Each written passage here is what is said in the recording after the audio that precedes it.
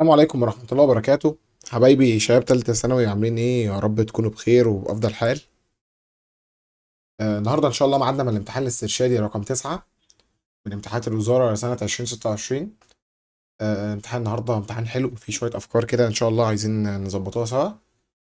يلا بينا كده نبدأ في الامتحان. بسم الله الرحمن الرحيم. اللهم انفعنا بما علمتنا وعلمنا ما ينفعنا وزدنا بك علما. بسم الله الرحمن الرحيم. السؤال الأولاني بيقول لي according to the direction of the conventional electric current which of the following is correct. ايه هو conventional electric current ده؟ conventional current ده لو انت عندك ادي كده بطاريه وادي ريزيستور. conventional current ده كان بيمشي دايما من البوزيتيف، طالع من البوزيتيف كده، تمام، يرجع للنيجاتيف.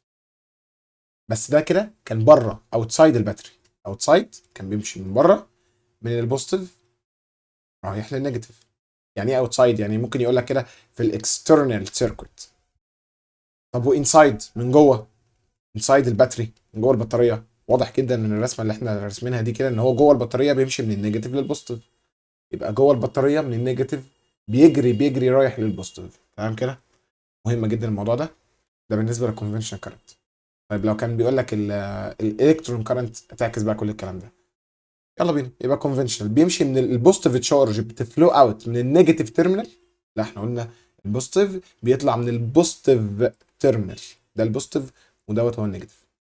طيب بوزيتيف تشارج، سوري، النيجاتيف تشارج فلو فروم البوزيتيف، برضه نفس الكلام غلط. البوزيتيف تشارج flow from the negative terminal to the positive terminal inside the battery. ايوه فعلا جوه الباتري، هو بيمشي من النيجاتيف رايح للبوزيتيف. هي دي الاجابه الصحيحه. خش على السؤال اللي بعده. بيقول لك انا عندي two cylindrical conductors x and y are made of two different materials. الريزستيفيتي بتاعت x equal half الريزستيفيتي بتاعت y. اوكي. الدايمتر بتاع x half الدايمتر بتاع y. جميل جدا. عايز ايه بعد كده؟ بيقول لك to make the electric resistance of the two conductors equal. يعني انت عايز الريزيستنس بتاعت x تساوي الريزيستنس بتاعت y بالملي. انا عايز كده فعلا. طب ماشي، انت عارف اصلا ان قانون الريزيستنس equal resistivity في اللينس اوفر الاريا. يا سلام. يعني لو انت عايز resistance x على resistance y، بالظبط كده resistivity x على resistivity y times length x على length y times اريا بقى ايه؟ اريا y على اريا x لان هم انفرس. ثانية واحدة بس، ايه، هصغر الخط شوية. يلا بينا. المهم دلوقتي هو قال لي نفس الريزيستنس ار اكس وار واي واحد. يبقى 1 بيتساوي ريزيستيفيتي اكس على ريزيستيفيتي واي. هنشيل ريزيستيفيتي اكس ونحط مكانها هاف ريزيستيفيتي واي. يبقى هاف ريزيستيفيتي واي اوفر ريزيستيفيتي واي تايمز. هو خط صغير ليه كده؟ خط صغير جدا. معلش هنكبره سيكه صغيره. ماشي. هو كده كويس. بعدين تايمز لينس اكس على لينس واي. هو قايل نفس اللينس ولا ما قالش؟ تعالى نقرا كده تاني. هو اصلا عايز الريشيو ما بين اللينس، يبقى لينس اكس اوفر لينس واي تايمز اريا واي على اريا اكس. طيب الاريا ممكن نجيبوها من الريشيو دي بقى. نقول له ان انت لو عملت باور 2 يعني اريا اكس هتبقى هاف باور 2 لاريا واي. طب ليه؟ ما انت عارف ان اريا باي ار سكوير. ماشي، يبقى احنا ممكن نشيله اريا اكس ونحط مكانها 1 اوفر 4 اريا واي. ماشي. هتلاقي بقى ايه اللي بيحصل؟ هتلاقي دي راحت مع دي بالسلامه، خلاص كل ده راح. يبقى لك هنا كده هاف، ودي راحت مع دي، وال 1 اوفر 4. بص هي بقت 1 اوفر 1 اوفر 4 صح؟ فالفور هتطلع فوق ماينس 4. يبقى لو انت عايز لينس اكس على لينس واي تطلع معاك 2 اوفر 4 اللي هي الاجابه هاف. ده بالنسبه للينس اكس على لينس واي. وعايز لينس اكس بكام؟ يبقى هاف اللينس بتاع واي. طبعا انت ممكن تيجي هنا كده اول ما تيجي توصل لدي تحطها شيفت كالك على الاله تشوف بس لينس اكس على لينس واي ده هيطلع بكام. يلا بينا خش على بعض. بيقول لك الفيجر اللي قدامك ده represent a simple electric circuit contain a fixed ohmic resistance R و variable resistance rheostat. تمام. وبطاريه ليها ام اف في بي وار انترنال والدنيا زي الفل. بيقول لك لو الار فاريبل اكبر بكتير جدا من الار، ار فاريبل دي كبيره، يبقى مين في دول كوريكت؟ يبقى انت دلوقتي هتقرا دول وتشوف مين فيهم اللي صح، مين فيهم اللي كوريكت. تعال نقرا. بيقول لك the potential difference across r variable increase as the value of r variable increase. طبعا. طبعا. ال v equal i في r. صح؟ لما الار بتزيد قلنا الفي بتسمع كلام الار. ليه؟ عشان في ار انترنال هنا. ففعلا لما الار هتزيد تلاقي فعلا الفي هيزيد، الفي اللي عليها. يبقى اول واحده دي كلام صح جدا. البوتنشال ديفرنس across the internal resistance R increase as the value of R variable increase. الكلام ده لما تزود الار فاريبل، عارف ان انت لما تزود الار فاريبل الاي توتال، اي مين، تعالى نسميه الاي مين كده، هيقل. اه فعلا، لان الار فاريبل لما هتزيد معنى كده ان الار ايكويفالنت زادت قوي يعني، فاهم؟ فالاي مين هيقل. تمام. انت بقى عايز الفولت اللي على الار انترنال اللي هو عباره عن الاي في الار انترنال. الاي لما تقل يبقى الفولت يقل يا باشا، مش يزيد. انت كده بتضحك عليا. decrease. يبقى انا كده قلت ان الكلام ده غلط. خش على اللي بعده. البوتنشال difference across the terminals of the battery increase as the value of the resistor RV increase. تاني، لما الار في تزيد، انا كاتبها لك اهو، ان لما الار في تزيد اهو معنى كده ان الاي منها يقل. الاي منها يقل. هو عايز البوتنشال ديفرنس اكروس التيرمينالز اوف ذا باتري. احنا قلنا التيرمينال فولتج ده عباره عن ايه؟ في ايكوال، يعني اكنك كده وصلت فولتميتر على البطاريه دي. الفولتميتر ده هيقرا ايه؟ على البطاريه بس، يعني معلش، على البطاريه بس كده. هيقرا ايه الفولتميتر التعبان ده؟ والله هيقرا في بي ماينس اي في ار. طب ما احنا قلنا الاي هيقل، الاي يقل يبقى الفولت يزيد، لان هم حاجه اسمهم اديتيف انفرس. هيبقى طبعا التالتة دي صح. يبقى احنا عايزين اي وتريبل اي، الكلام ده مظبوط، الاجابه بي. خش على اللي بعده. الفيجر اللي قدامك ده فيجر ابن لذينه. ليه؟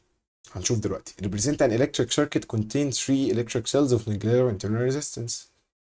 بيقول لك وعندك السويتش ده اوبن، عايز الريشيو ما بين قرايه الاميتر قبل وبعد ما اقفل الكي. تمام. انا دلوقتي هشتغل قبل ما اقفل الكي، بيفور كلوزنج كي. عايزك بس تتخيل معايا شكل السيركت كده عامل ازاي.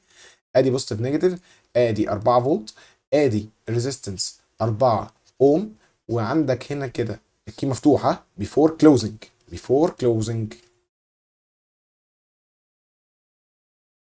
تمام. وعندك هنا ادي بطاريه اللي هي 8 فولت بيفور كلوزنج كي، وعندك هنا 2 اوم. صح، ايوه صح، هو ده شكل السيركت اهي. وادي الاميتر. بس كده. ازاي تجيب قرايه الاميتر؟ دي سهله جدا، دي اومز لو عادي. انت عشان تجيب الاي هي عباره عن الفي توتال على الار ايكويفالنت. طب الفي توتال كام؟ 8 ناقص 4 ب 4، لان انت عندك بص دي بوزيتيف قصاده بوزيتيف، هي ماينس بعض يبقى 4 اوفر الار ايكويفالنت اللي هم الاربعه والاثنين اللي هم الست، 4 6. صعبه؟ يبقى الاي في الحلقه الاولى قبل ما اقفل الكي كان ب 4 6.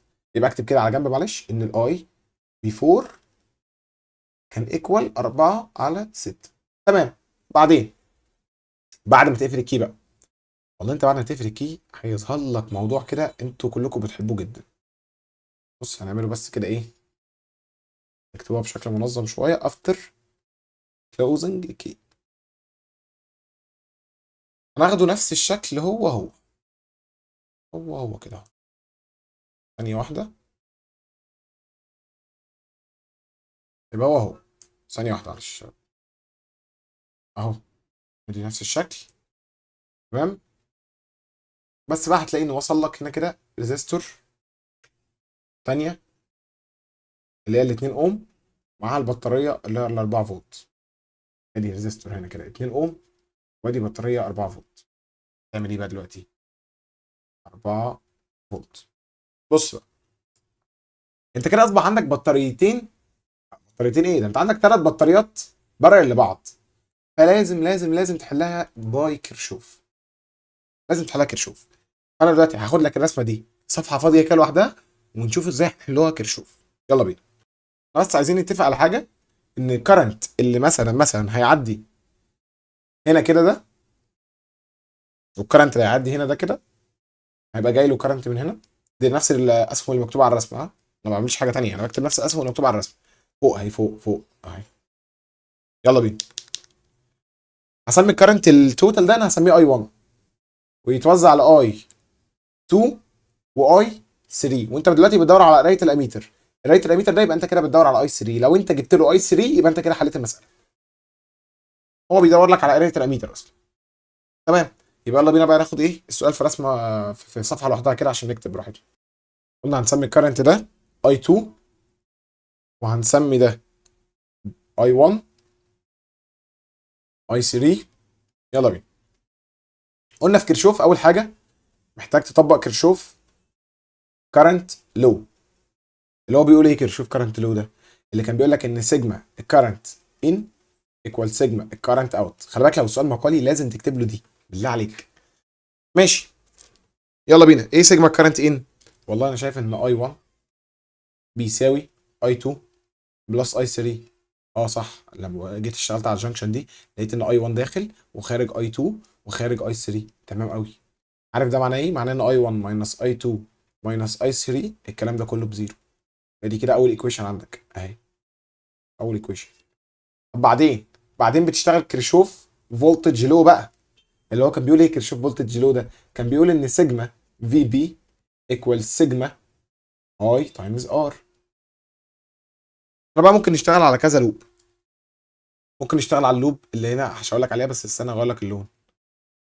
هنشاور عليها باللون الهايلايتر ده اهو. نمشي كده، نمشي كده. ممكن او دي اول سكه ممكن نمشيها واحد. تمام.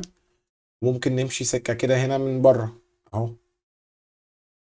تمام. ادي اتنين. وممكن تمشي بقى كده من جواها كده من هنا زي ما انت عايز. تمام. يلا بينا. تعال مثلا نجرب ان احنا نمشيها كده من جوه. يعني انا اجرب كده امشي اللوب دي. ماشي. هتعمل ايه يعني؟ والله هقول له سيجما في بي. انا عندي بطاريتين 8 و4 عكس بعض، يبقى 8 ماينس 4 ايكوال. يلا بينا نمشي من البطاريه دي. وانا ماشي كده وانا ماشي قابلني ريزيستنس 2 اوم. اضربها في اي 3. 2 في اي 3. طب وبعدين ارجع تاني 2 مضروبه في الاي 1. ماشي. 8 ناقص 4 دي يعني كام؟ يعني 4. ودي كده عندك ايكويشن تانية اهي. الله ينور عليك. يلا هاني تفضل لك ايكويشن واحده كمان وتبقى خلصت. 4 ايكوال 2 اي 3 بلس 2 اي 1. تعالى بقى نمسح او خليها زي ما هي. خليها. وانا بس عايز افهمك ان احنا هنمشي اللوب اللي هي من بره من بره، بس تيجي تمشي هنا من كده من هنا. تمام. يلا بينا. هتلاقي انت عندك برضو نفس الكلام. بطاريتين، واحده 8 وواحده 4. يعني 4. ويلا امشي بقى من الثمانية. امشي من هنا، امشي من هنا، امشي من هنا. 4 اي 2. بعدين كمل بلس 2 مضروبه في اي 1. تمام كده. كده بقى معاك ادي اول ايكويشن، ادي تاني ايكويشن، ادي تالت ايكويشن. تحطهم على الكالكليتر. هتحطهم على الكالكليتر ازاي؟ مود، بعدين ايكويشن، بعدين 2. حط بقى الكوفيشنت اي 1 1 نيجاتيف 1 نيجاتيف 1 0 2 0 2 4 2 4 0 4. وبعدين دوس ايكوال وتطلع لي بقى اي 1 بكام، واي 2 بكام، واي 3 بكام. تمام. اتمنى كده توقف الفيديو كده وتطلعهم وتقول لي تشوف الدنيا عامله ازاي. هو اي 1 طلعت معايا ب 1.2 امبير، اي 2 طلعت ب 0.4 امبير، واي 3 طلعت ب 0.8 امبير. طبعا احنا دلوقتي عايزين اي 3 زي ما اتفقنا. اي 3 ده اهو 0.8. طبعا انت فكرك كده السؤال خلص لسه بدري، او مش لسه بدري خلاص. يعني هو بيقول لك الريشيو ما بين الاي بيفور على الاي افتر. احنا جبنا الاي بيفور ب 4 على 6، يبقى الاي افتر لسه جايبينه احنا برضو اللي هو كان اي 3 ده اللي هو 0.8 ولا كان 0. كام؟ كان 0.8. اه كان 0.8. خلي بالك هو احنا هنا مش بندور على اي 3 ثانيه. اللي معدي في الاميتر ده مش اي 3، ده اي 2. بص عشان احنا كنا كاتبين فوق اهو اي 2 اي 2 واي 2. يبقى احنا كده مش عايزين هنا احنا مش عايزين اي 3، احنا عايزين اي 2 بس كده. تمام. نرجعها نظبطوها. بس كنا كاتبين اي 3 واحنا اصلا بندور على اي 2. اي 2 ب 0.4. اي 2 ب 0.4 امبير. اي افتر 0.4 اهو. بس هو دلوقتي عايز الاي بيفور على الاي افتر نقسمهم على بعض. بالك هو الميزه ان انت لو كاتب خطواتك، لما تلاقي مثلا انت كاتب اي 1 بدل اي 2 شبه اللي حصل دلوقتي، تلاقي نفسك خلاص هتروح تجيبها على طول، مش هتعيد المساله من اول وجديد. 4 over 6 divided 0.4 تعمل 4 over 6 divided 0.4 تطلع معانا الاجابه 5 على 3 اهي، اول واحده اهي. يبقى تاني معلش، الاميتر ده زي ما قلنا هو اللي كان الكارنت اللي معدي فيه هو اي 2 مش اي 3 خالص، ما اعرفش احنا ايه اللي كان مخلينا كتبنا اي 3 يعني. تمام. يبقى احنا كنا هنا برضو بندور على ايه؟ زي ما قلت لك احنا هنا بندوروا على اي 2. هو ليه بيمسح؟ بندور على اي 2 مش اي 3. برضو بيمسح. بندور على اي 2. هو الكرنت اي 2 ده هو اللي هيجي يمشي كده ويعدي في الاميتر اي 2 مش اي 3. يلا بينا نخش على بعضه. Figures 1 2 and 3 represent 3 closed electric circuits. كل واحد فيه بطارية وريزستور. وخلي بالك بقى ان الكوندكتور ده ليه ريزيستنس ار. يعني ايه؟ يعني الكوندكتور ده كده هحط مكانه ريزيستنس اسمها ار، وده كمان اسمها ار، وده كمان اسمها ار. ماشي، عايز ايه؟ بيقول لك انا عايز الريليشن اللي اكسبريس المagnetic flux at point B. المagnetic flux اصلا عند النقطة B 2 times 10 to the power negative 7 اي على دي. خلي بالك انا ملاحظ ان هم على نفس المسافة. يبقى لو انت عايز B1 ريشيو B2 ريشيو B3 يبقى I1 ريشيو I2 ريشيو I3. ما هم دايركت بقى خلاص. طب I1 ده انا اجيبه ازاي؟ والله انا شايف ان اصلا الاي ايكوال في على ار. في على ار. ار واحده ولا 2 ار؟ لا 2 ار اهي، عندي عندك ار اهي وار اهي. طب واي 2 والله هتبقى 2 في على 2 ار، يعني في على ار يعني. طيب واي 3 هتبقى في على 3 ار. اكبر واحده هتبقى دي بعدين دي، يعني اي 2 اكبر من اي 1 بعد كده اي 3، يعني بي 2 بعدين بي 1 بعدين بي 3 بي 2 بي 1 بي 3. فين اني واحده؟ ادي سي او الاختيار سي. خش على بعضه. بيقول لك انا عندي two concentric circular rings M and two straight wires B and Q محطوطين في نفس البيج بلين والكتريك كارنت معدي فيهم. عايز يقول لك الدايركشن بتاع التوتال magnetic field at the center resulting from the four currents. عايز اعرف الريزلتنت التوتال في السنتر هنا عامل ازاي. اولا انا ملاحظ هنا ان الكويلز ضيعت بعض. يعني ايه؟ يعني تعالى مثلا نجيب البي كويل اللي هو اكتب عليه كده معلش الازرق. بي كويل الازرق ده عباره عن ميو ان 2 اي على 2 في 2 ار. صح كده؟ يعني ميو ان اي على 2 ار. صح؟ مع الاثنين دي هتروح مع الاثنين دي خلاص، يبقى لك ميو ان اي على 2 ار. حلو. حلو جدا. طب لما تيجي تحسب لي بي كويل اللي هو البرتقالي، البرتقالي هتلاقيه ميو ان اي على 2 ار. ايه ده؟ دول قد بعض. حلاوه. دول قد بعض. وانا ملاحظ كمان ان هم عكس بعض في الدايركشن، فضيعوا بعض يا باشا بالسلامه. الاثنين قد بعض، فانا هاجي اعمل بي كويل 1 ماينس بي كويل 2 هيطلع معاك زيرو. ضيعوا بعض. فانت دلوقتي هتقارن التو وايرز ببعض على طول. والله الواير ده مطلع فيلد ان، ده مطلع فيلد اوت. بتعرفها ازاي؟ بتعرفها بامبير. امبير رايت هاند رول. اوت مين الكبير؟ والله اللي عنده كارنت كبير هو اللي يكسب، يبقى بي كيو اكبر، يبقى الفيلد اوت الكبير هو اللي يكسب. اوت هو كسبان، هو اللي الكارنت بتاعه عالي. احنا عارفين ان البي الواير لسه مساله قبلها كنا بنقول بي الواير ايكوال ايه؟ مش ثانيه واحده، كنا لسه بنقول ان بي الواير ايكوال 2 تايمز 10 باور نيجاتيف 7 اي على دي. اللي عنده كرنت عالي ومحترم عنده بي عالي ومحترم. خش على بعضه يلا بينا. A solenoid of length L and the number of turns in. A solenoid اهو length بتاعه L، number of turns in، EMF اسمها في بي، ما عندوش R internal، ومagnetic flux اسمه B. تمام. When the turns are compressed uniformly to form a coil. خدت لفاته كده قمت ضاغطها خليته عامل كويل كده، عامل كويل. ماشي. الكويل ده الدايمتر بتاعه 2 ار، يعني الريديوس بتاعه ار. اتوصل ببطاريه نص في بي. نص في بي. تمام. بيقول لك لو انت عارف ان الريشيو ما بين، دي مهمه قوي دي. ايه ده؟ ايه الكلام المهم ده؟ الريشيو ما بين السولينويد لينس والكويل راديوس ال على ار ب 20 على 1. ال على ار ايكوال 20 اوفر 1. تمام قوي. ال على ار ايكوال 20 على 1. ال السولينويد على راديوس كويل يعني. هات لي بقى ماجنتيك فلكس ات ذا سنتر اوف ذا كويل. بي كويل زي ما انت عارف ايكوال ميو ان اي على 2 ار، وبي سولينويد ميو ان اي على ال. بي كويل على بي سولينويد. مش هكتب الميو، الكويل ده اكتب لك عليها كده عشان لو حد لسه مش فاكر. والسولينويد كان ميو ان اي على ال. انا دلوقتي هقسمهم على بعض، فانا مش هكتب الميو لان هي نفس الميو اكيد. فانا هكتب ان كويل على ان سولينويد دايركت تايمز اي كويل على اي سولينويد دايركت تايمز ال السولينويد على 2 ار الكويل انفرس. انفرس، ما هو كان مكتوبه تحت، مكتوبه في الدينومينيتور 2 ار ايه كويل، بس كده كفايه. كمل. ان كويل مش هعرف اعمل فيها حاجه، وان السولينويد انا مش هعرف اعمل فيها حاجه برضو لسه. طب الاي، ارجع بقى لشابتر 1. الاي ايكوال في بي على الار. يعني انا ممكن اشيل اي كويل على اي سولينويد، اقول ايكوال في بي كويل على في بي سولينويد تايمز ار السولينويد على ار الكويل. يا سلام عليك، تبقى معلم لو عملت كده، تبقى معلم قد الدنيا.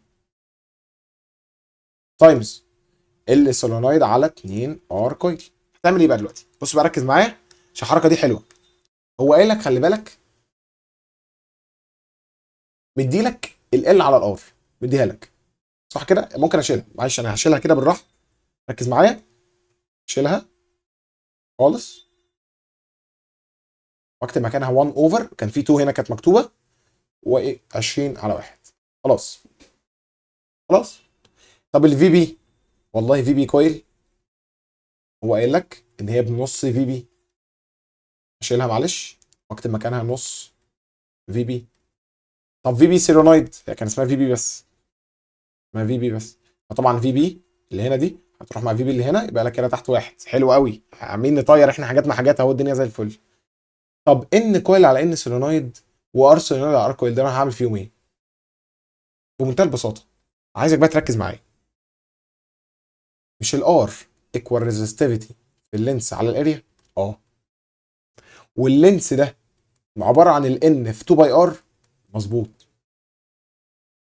يعني اللينس طبعا ده 2 باي ار ايه، الكويل نفسه. تمام. فطبعا هتلاقي ان الان والريزيستنس دايركت مع بعض، صح؟ مع الان دايركت مع اللينس، واللينس دايركت مع الار. فانت ممكن تشيل لي ار اس على ار كويل دي كلها على بعضها، وتكتب لي مكانها ان اس على ان كويل. دايركت، دايركت بروبورشنال. هتلاقي دي راحت مع دي، ودي راحت مع دي. شكرا. بص مهم قوي السؤال ده، مهم قوي وسؤال متوقع جدا. الحركه دي بص تاني، والله ارجع لك تاني. ارجع بقى تاني كده، شوف احنا عملنا ايه تاني. قلنا ايه؟ قلنا انت كان عندك هنا ار اس على ار كويل الاول كده، كان عندك هنا كده ار اس على ار كويل، كل ده مسحه خلاص.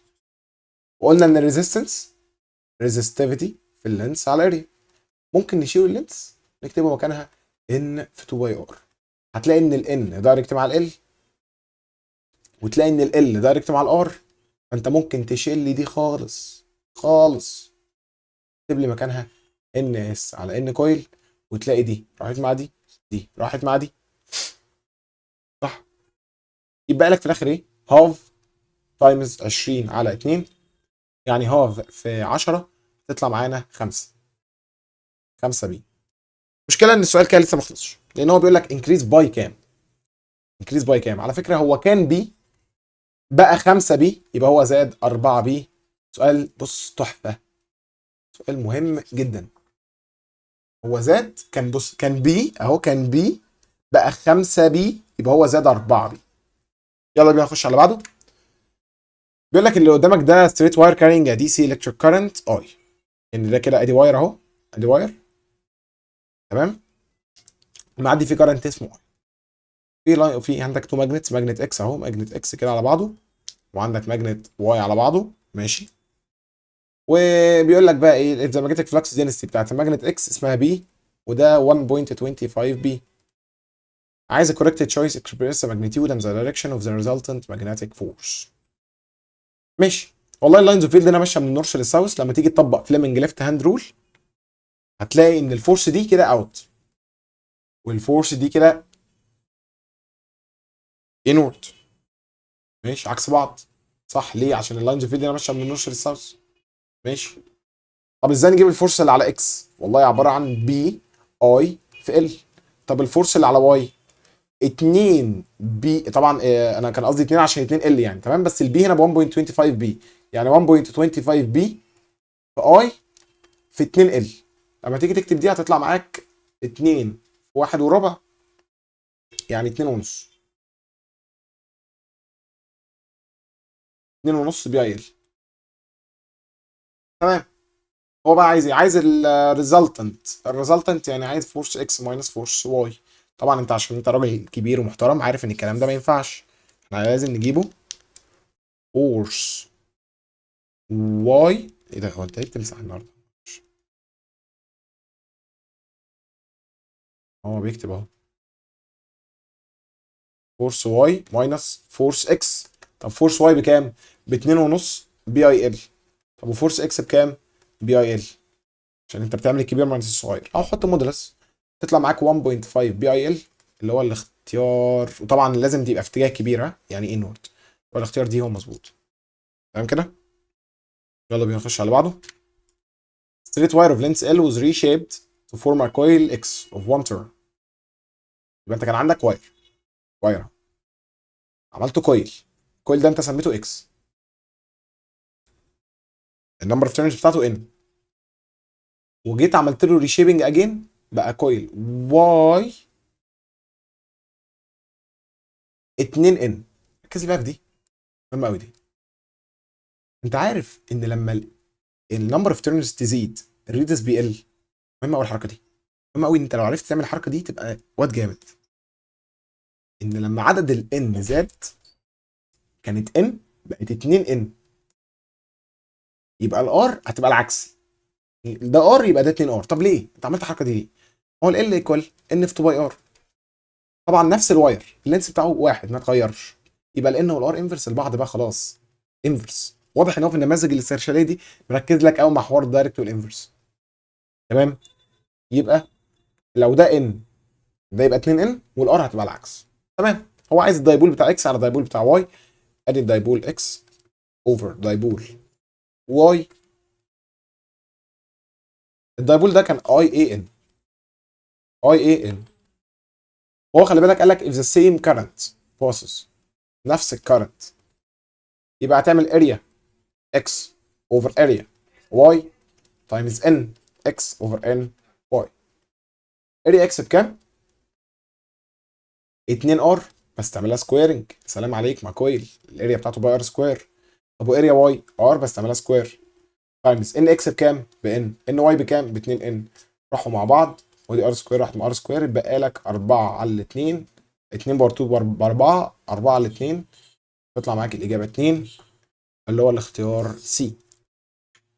سؤال نمبر 10 بيقول لك انت عندك 3 وايرز اكس واي زد. لو الريزلت بالمagnetic فورس acting on wire y is equal to F، الفورس اللي acting على الواير ده equal F، انت تعمل ايه في الحاجات اللي زي دي؟ والله لازم تركز كده ان انت تعمل واير. تمام.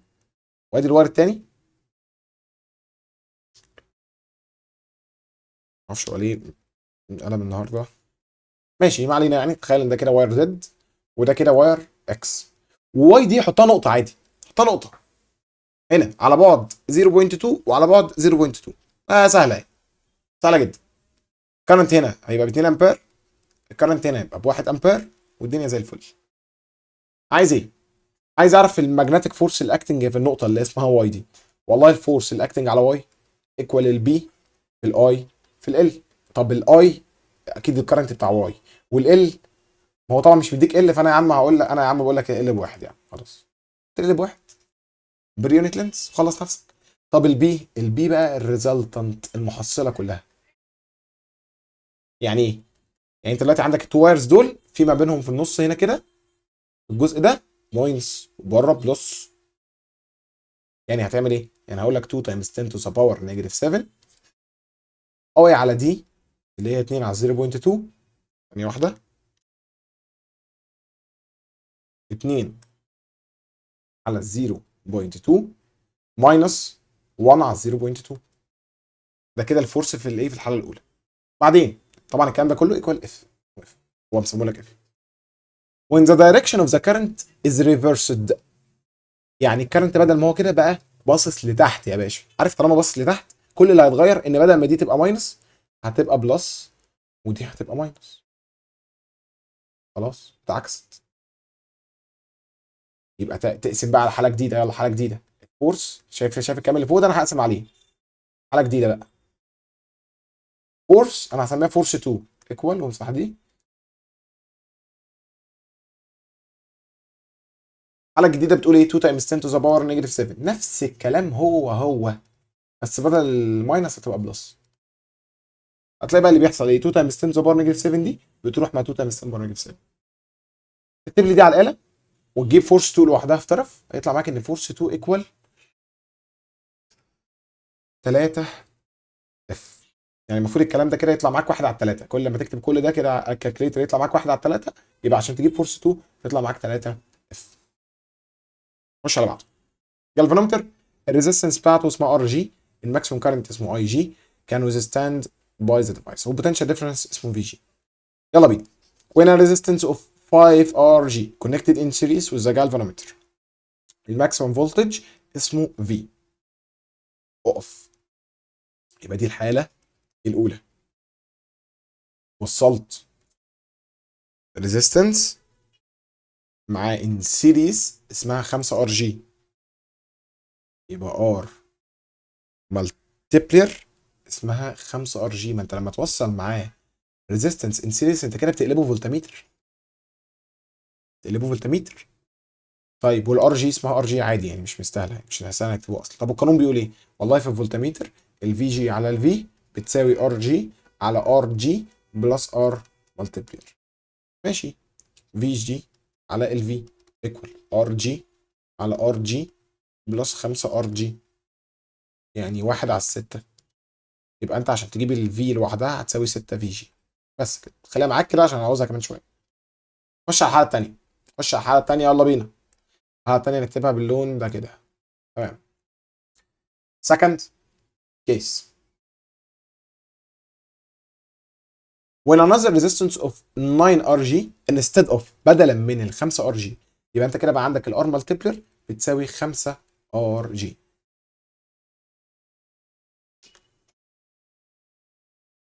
الماكسيمم بوتنشال ديفرنس هيبقى كام؟ عوض في نفس القانون تاني. احنا هنعوض تاني والله ولا هنعمل حاجه. في جي بس بدل ما تكتب في عشان هو اصلا عايزها، لا هو عايزها اصلا. ماشي. في جي على في ايكوال ار جي، بس دي تسميها بقى في داش عشان ما تلخبطش ما بينها وما بين دي. ها سميها في داش معلش. ار جي على ار جي بلس 5 RG. بس مش 5، قلنا 9 بقى. 9 ار جي. 9 ار جي يعني 1 على 10. هيطلع معاك ان في داش بتساوي 10 في جي. ماشي. هو عايز ايه؟ هو عايز يعرف الفي داش الماكسيمم فولتج الجديده هتبقى بكام. لما تيجي نقسمهم على بعض، يعني اقول له في داش على الفي اللي احنا جبناها، في داش ايكوال 10 في جي، انما الفي اللي احنا جبناها طلعت ب 6 في جي. الفي جي راحت مع الفي جي، يبقى عشان تجيب في داش هتبقى ايكوال 10 اوفر 6 في. 10 اوفر 6 دي يعني كام؟ 10 اوفر 6 دي يعني 5 على 3. اهي اول واحده. خش على اللي بعده. 12. اوميتر الريزستنس بتاعته 3 كيلو اوم. عنده سيركت contains a galvanometer a fixed resistance a rheostat. معلش انا هرخم عليك قوي وهقول لك يلا بينا نرسموا الرسمه دي. ماشي. ادي بطاريه في بي، وادي عندك الجالفانومتر اللي هو بيقول لك عليه ار جي، وعندك هنا كده ريستات ار فاريبل وار فيكسد، وادي عندك التيرمينالز بتاعت الاوميتر. ماشي. ادي اوميتر كده ايه على قده ار فيكسد. نفس لو كان، تعالى نقرا كده تاني. اوميتر الريزستنس بتاعته 3 كيلو اوم، يبقى ار او في الحاله الاولى بتساوي 3 كيلو اوم. ار الاوميتر، ار الاوميتر نفسه. ها ماشي. والبطاريه كان اسمها في بي. when the two ends of the ohmmeter are connected، يعني لما اوصلهم ببعض كده، وصل التو اندز ببعض، البوينتر ديفليكت تو ذا اند اوف ذا كارنت سكيل. منطقي ده كده. خلاص ده هيعدي فيه الاي جي على ما يمكن. بعدين هو بقى اما غير البطاريه خلاها 0.95 خلى البطاريه دي بدل ما هي في بي كده خلاها 0.95 في بي. يا ابن اللذينه 0.95 في بي. ايوه تمام. وبعدين بيقول لك بقى ايه اللي المفروض نعمله. which of the following change required to return the pointer to the end of the current scale. نعمل ايه عشان البوينتر يرجع تاني للاند اوف سكيل؟ انت دلوقتي عندك حالتين. فيرست كيس قبل ما تغير البطاريه كان عندك البطاريه اسمها في بي، والكرنت اللي كان معدي كان اسمه اي جي، والار كان اسمه ار او متر. صح؟ صح جدا. طب وايه اللي حصل؟ سكند كيس انت قمت مغير لي بقى الفي بي، خليتها 0.95 في بي ايكوال اي جي. ايه اللي المفروض يتغير؟ هل الاي جي؟ مستحيل. مستحيل. لازم الاي جي ده يفضل كونستنت. طيب هو قالها لك، خلي بالك هو هنا قال لك انا عايز ثانيه كده which of the following is required to return the pointer to the end of the current scale. يعني هو عايز يرجع البوينتر ده لاقصى ما يمكن، عايز يرجعه للاي جي. يعني من الاخر كده الاي جي كونستنت، الاي جي ثابته بتتغير. يعني مين اللي هيتغير؟ الار او هتتغير. ار او متر لازم تتغير. ار او تمام كده. احنا نعمل ايه؟ احنا ممكن نقسم الحالتين على بعض، الحاله الاولى على الحاله الثانيه. يعني تعمل ايه؟ يعني هقول لك في بي على 0.95 في بي بتساوي الاي جي راحت مع الاي جي، يبقى ار او على ار او داش. تمام. هتلاقي طبعا دي راحت مع دي، 1 على 0.95 تطلع معاك 20 على 9. 20 على كام؟ 20 على 19. 20 على 19. طب والار او متر كانت بكام؟ الار او متر كانت ب 3، يبقى ار او داش بكام عشان تجيبها؟ تضرب 3 في 19 تقسمها على 20 تطلع معاك 2.85. يعني ار او متر الجديده المفروض الار او متر لما تغير البطاريه تبقى 2.85. طب هي كانت ب 3 بقت 2.85، يعني المفروض تقل. يبقى انكريز لا، انكريز لا، ديكريز هي قلت. طب وتقل باي كام؟ لا تقل باي 150، ما تقلش. دي هي المفروض تبقى كده. عارف لو دي كانت 2 كنا اخترناها، بس هي المفروض تديكريز باي 150. يبقى طبعا الاجابه بي هي مظبوطه جدا. الشيء على بعضه بيقول لك انا عندي magnet of flux density B moved with a velocity V towards the solenoid of number of turns N والaverage induced EMF 4V. لما number of turns doubled، تمام كده، الافريج induced EMF equal 4V. تمام. يعني بيقول لك بقى لما number of turns doubled الفيلوسيتي بقت برضه هي كمان doubled، يعني V2 equal 2 V1. لاحظنا ان الالكتروموتيف فورس اتغيرت، هتبقى كام؟ تمام. بص بقى يا باشا، انا اصلا عارف ان الاي ام اف ايكوال ان بي اي على التي. حلو كده. مين اللي اتغير؟ والله انا شايف كده انت قلت لي ان الان دي هي دي زادت للدبل، وطالما الفيلوسيتي زادت للدبل معنى كده ان التايم قل للنص.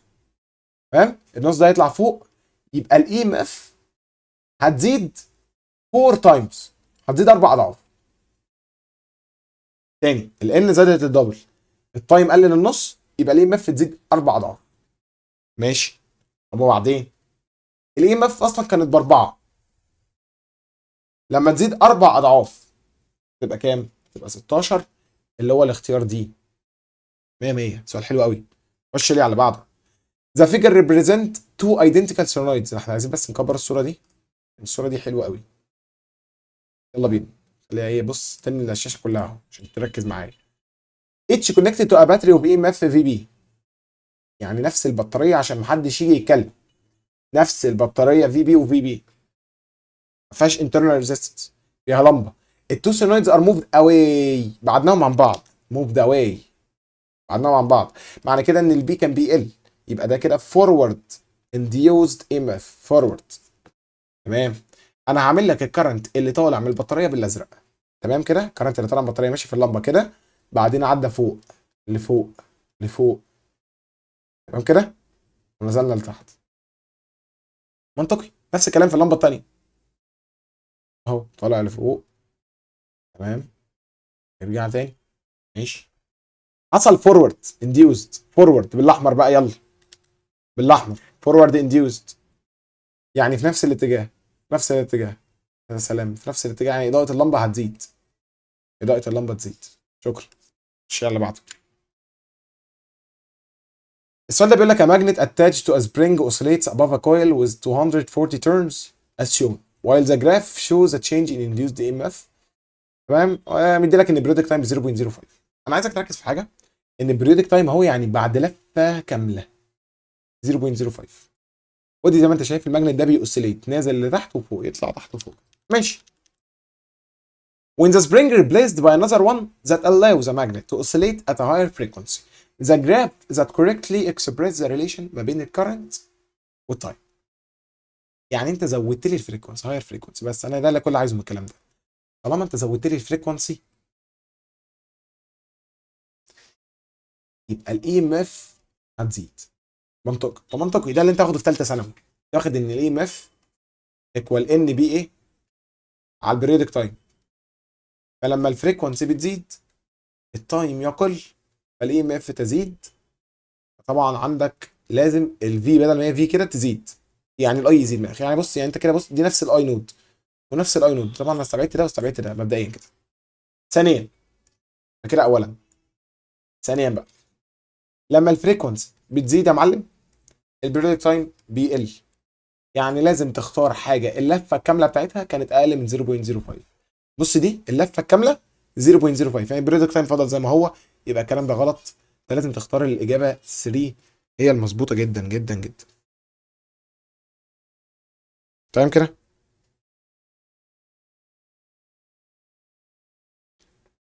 خش على بعده، سؤال رقم 16.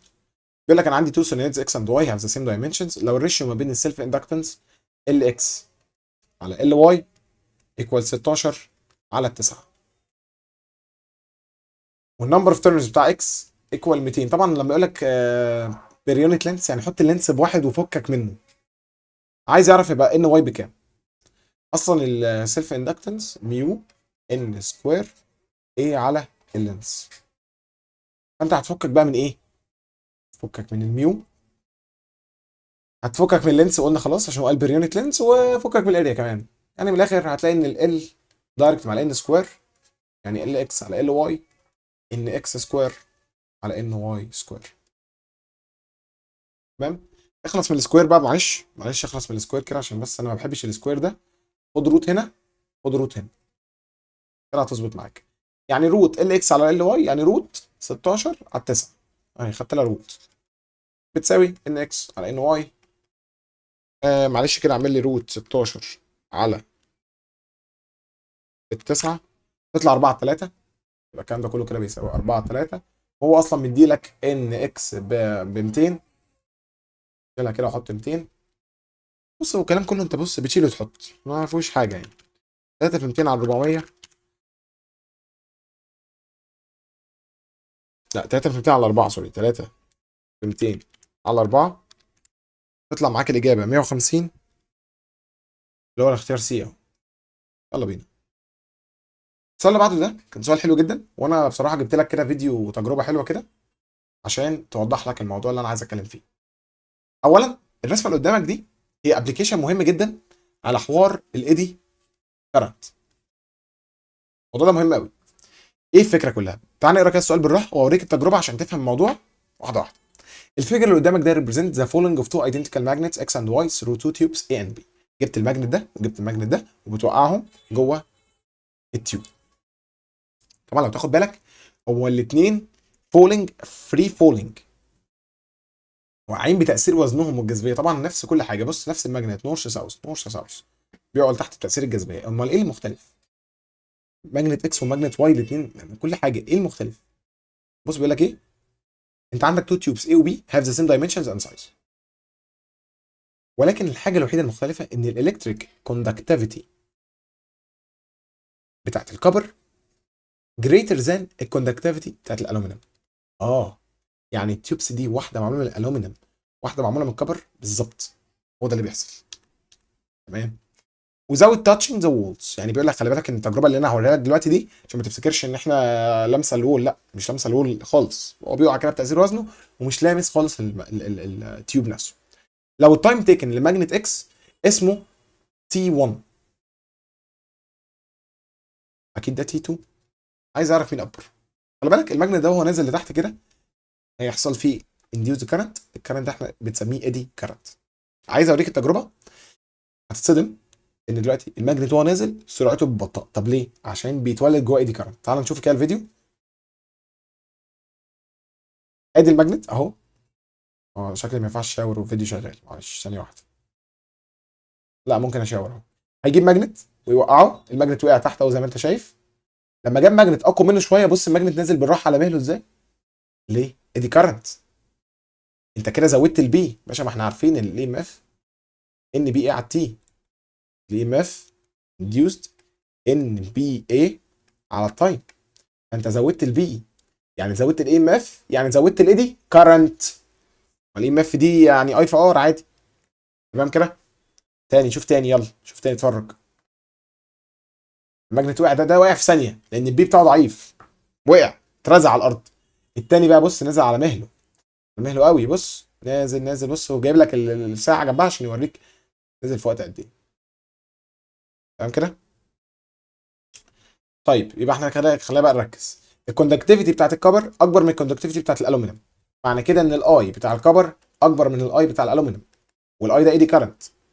يبقى الكبر لما توقع جوه الماجنت هياخد وقت طويل قوي، طويل، ايدي كارنت كبير. يبقى تي 1 اكبر من تي 2. كده انت استبعدت دي واستبعدت دي، مش هقراهم اساسا، مش هقراهم اساسا. ده انت بتقول لي تي 2 اكبر، ده اي كلام ده. بعدين هل لان الايدي كارنت، طبعا معلش بس انا مضطر امسح دي، لان الايدي كارنت generated in tube A less than that of B؟ لا. في ايه قلنا الايدي كارنت هنا كده الكارنت عالي، الكوندكتيفيتي عاليه. يبقى طبعا الاختيار دي هو اللي مظبوط. خش على سؤال 18. بيقول لك if the output power produced at the secondary coil of a non-ideal transformer is 20 واط. معلش انا قلت لك مساله الترانسفورمر دي لو رسمت رسمه كروكي كده الدنيا هتظبط معاك. ادي الرسمه اهي كروكي كده، كروكي اهو. ادي ده اي سي سورس، وعندك كده ده السكندري كويل، والدنيا زي الفل ماشي. بيقول لك لو الاوتبوت باور ب 20 واط ماشي، الكرنت فلوينج ان ذا برايمري كويل ب 2 امبير. يا سلام. وده كده خلي بالك ده البرايمري كويل ودوت السكندري كويل. عرفت منين اللي فيه الاي سي سورس ده هو البرايمري كويل؟ ماشي. والبوتنشال ديفرنس بين ذا تو اندز اوف ذا سكندري كويل 50 فولت. ادي هنا كده عندك 50 فولت بالسكندري. لما بتقعد ترسم الرسمه تعرف تطلع جيفن صح ومظبوط. انا عايز الريشيو. اولا طالما انت معاك الكرنت هنا هات لي الكرنت الناحيه الثانيه. اجيب الكرنت ازاي؟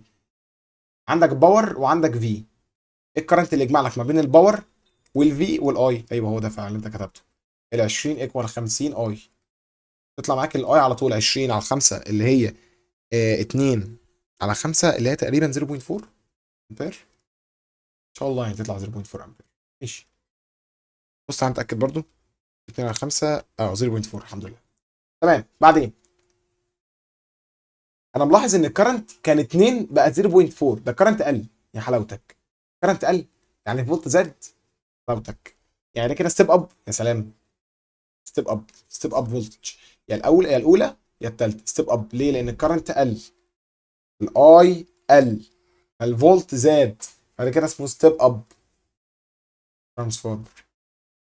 ان برايمر على ان السكند تجيبها ازاي؟ والله ان برايمر على ان السكند عشان اجيبها من القانون اي سكندري على اي برايمري. اي سكندري بكام؟ 0.4. اي برايمري بكام؟ ب 2. 0.4 على 2 هتطلع معاك 1 على 5 اللي هو الاختيار الاولاني. على فكره انت اصلا ممكن كنت اول ما تختار ستيب اب تختار ان الديناميتر يبقى رقم كبير، خلاص هنا الديناميتر رقم صغير فما كنتش هختارها. بس ماشي ادينا حلنا. خش على بعض. 19.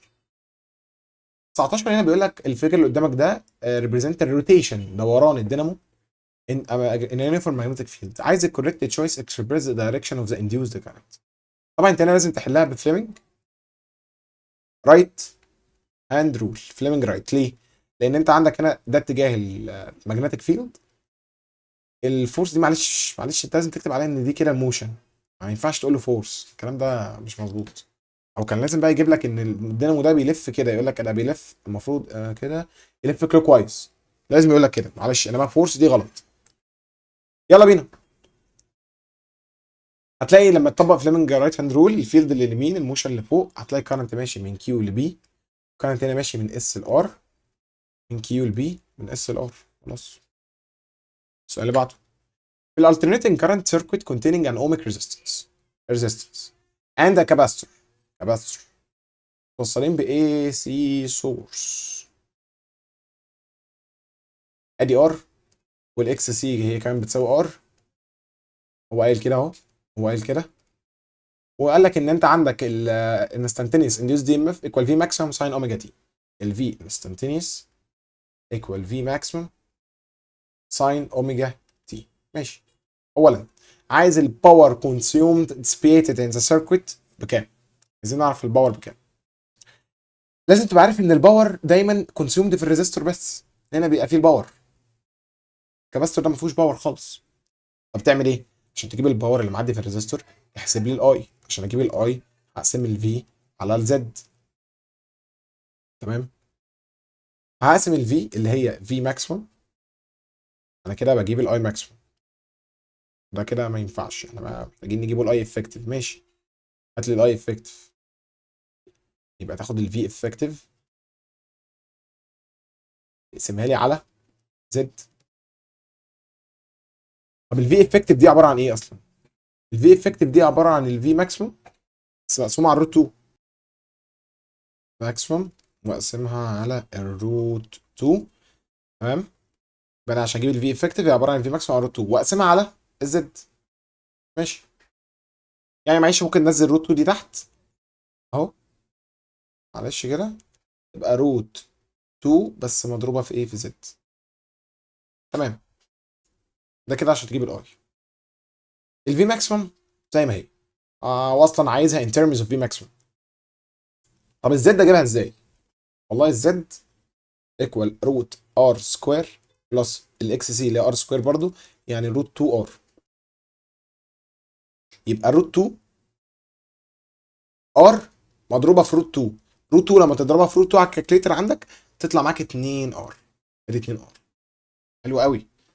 جبنا الاي افكتيف، هات لي بقى الباور. الباور ده اصلا ايكوال اي سكوير مضروب في الار. الاي سكوير يعني في ماكسيموم على 2 ار، ما احنا جبنا الاي اهو، ده كده الاي على بعضه مضروبه في ار. بس ما تنساش تعمل لي هنا كده، معلش اعملها لك بلون تاني، انتوا كلكم هتنسوها والله العظيم. ركز بقى فيها، ركز فيها قوي.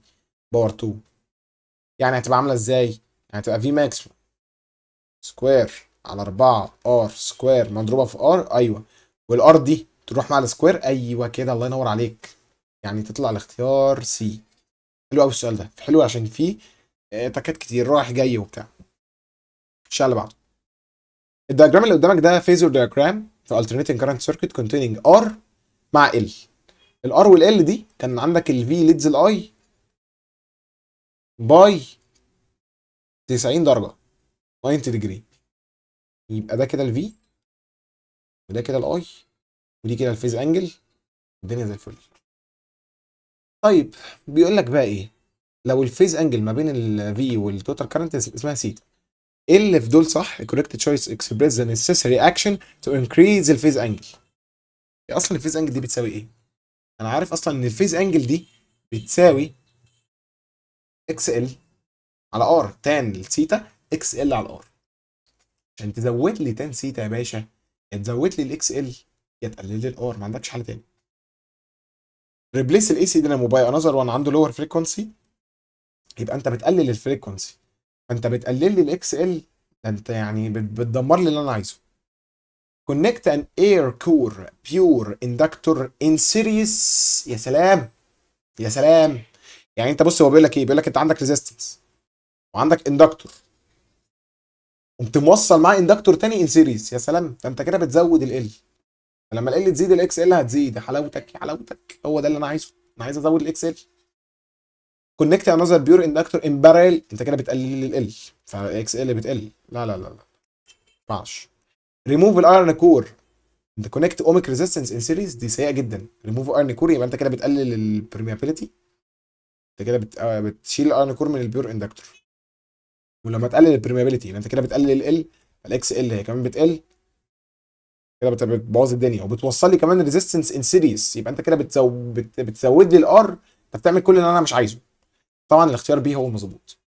الشيء اللي بعده، انت عندك كاباستورز ايدنتيكال كلها، كل واحد الكاباستنس بتاعته اسمه سي كونكتد توجذر. عايز اعرف التوتال كاباستنس لما اوصل من A ل B. لما توصل من A ل B هتلاقي دول خلي بالك ده كاباستور، يعني السيريس ينقلب يبقى باراليل، والباراليل ينقلب يبقى سيريس. مهمه جدا. يعني الثلاثه سي دول انت شايفهم سيريس صح كده؟ انا شايفهم باراليل، انا شايفهم سي على الثلاثه. طب السي على الثلاثه دول مع السي دي انت شايفهم باراليل، انا شايفهم سيريس.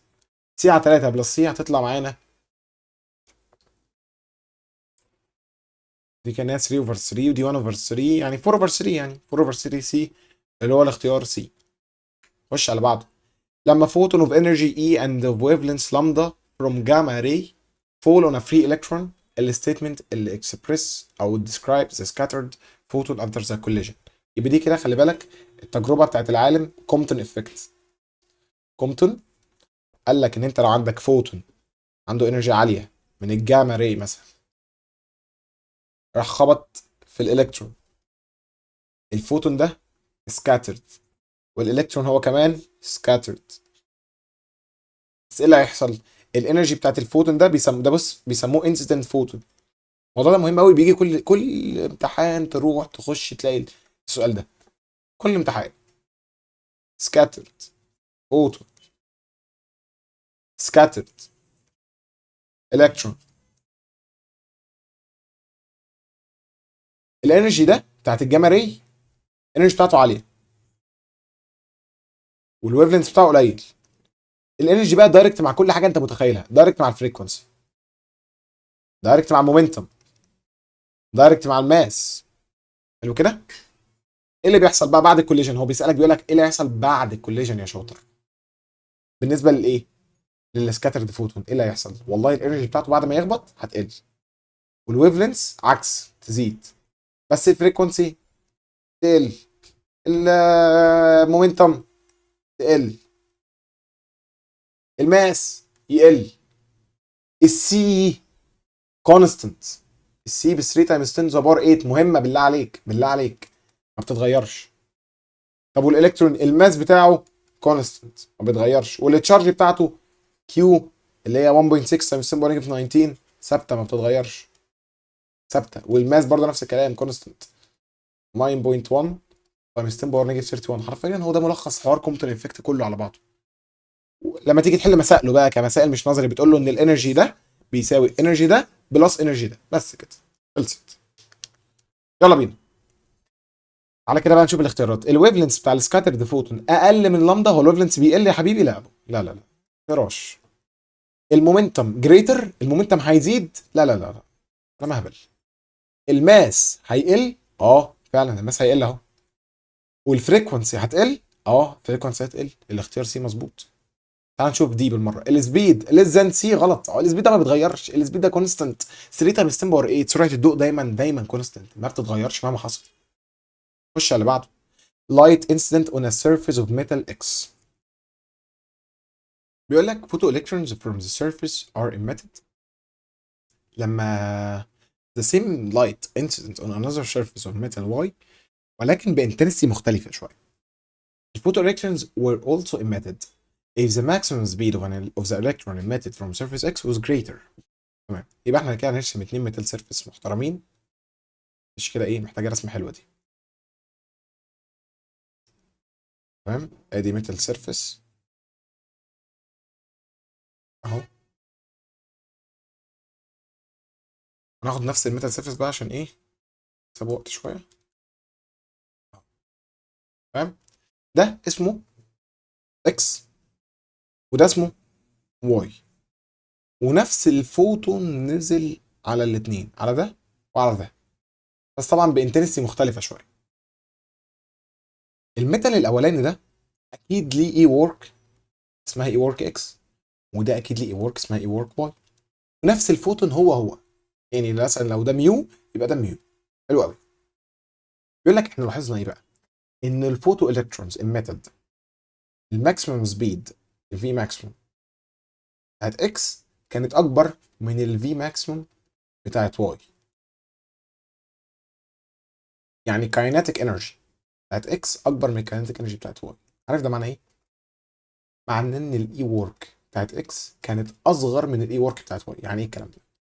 يعني الالكترون اللي طلع من هنا ده طلع من هنا كده الكترون، اتحرر الكترون واتحرر هنا كمان الكترون. الالكترون ده كان اسرع، يبقى اكيد الورك فانكشن دي كانت قليله. انما الالكترون ده كان عنده شويه بطء، كان بطيء. يبقى الاي ورك دي اكيد كانت كبيره، فخدت انرجي كبيره، ففضلت شويه انرجي صغيره للالكترون ده. تمام كده؟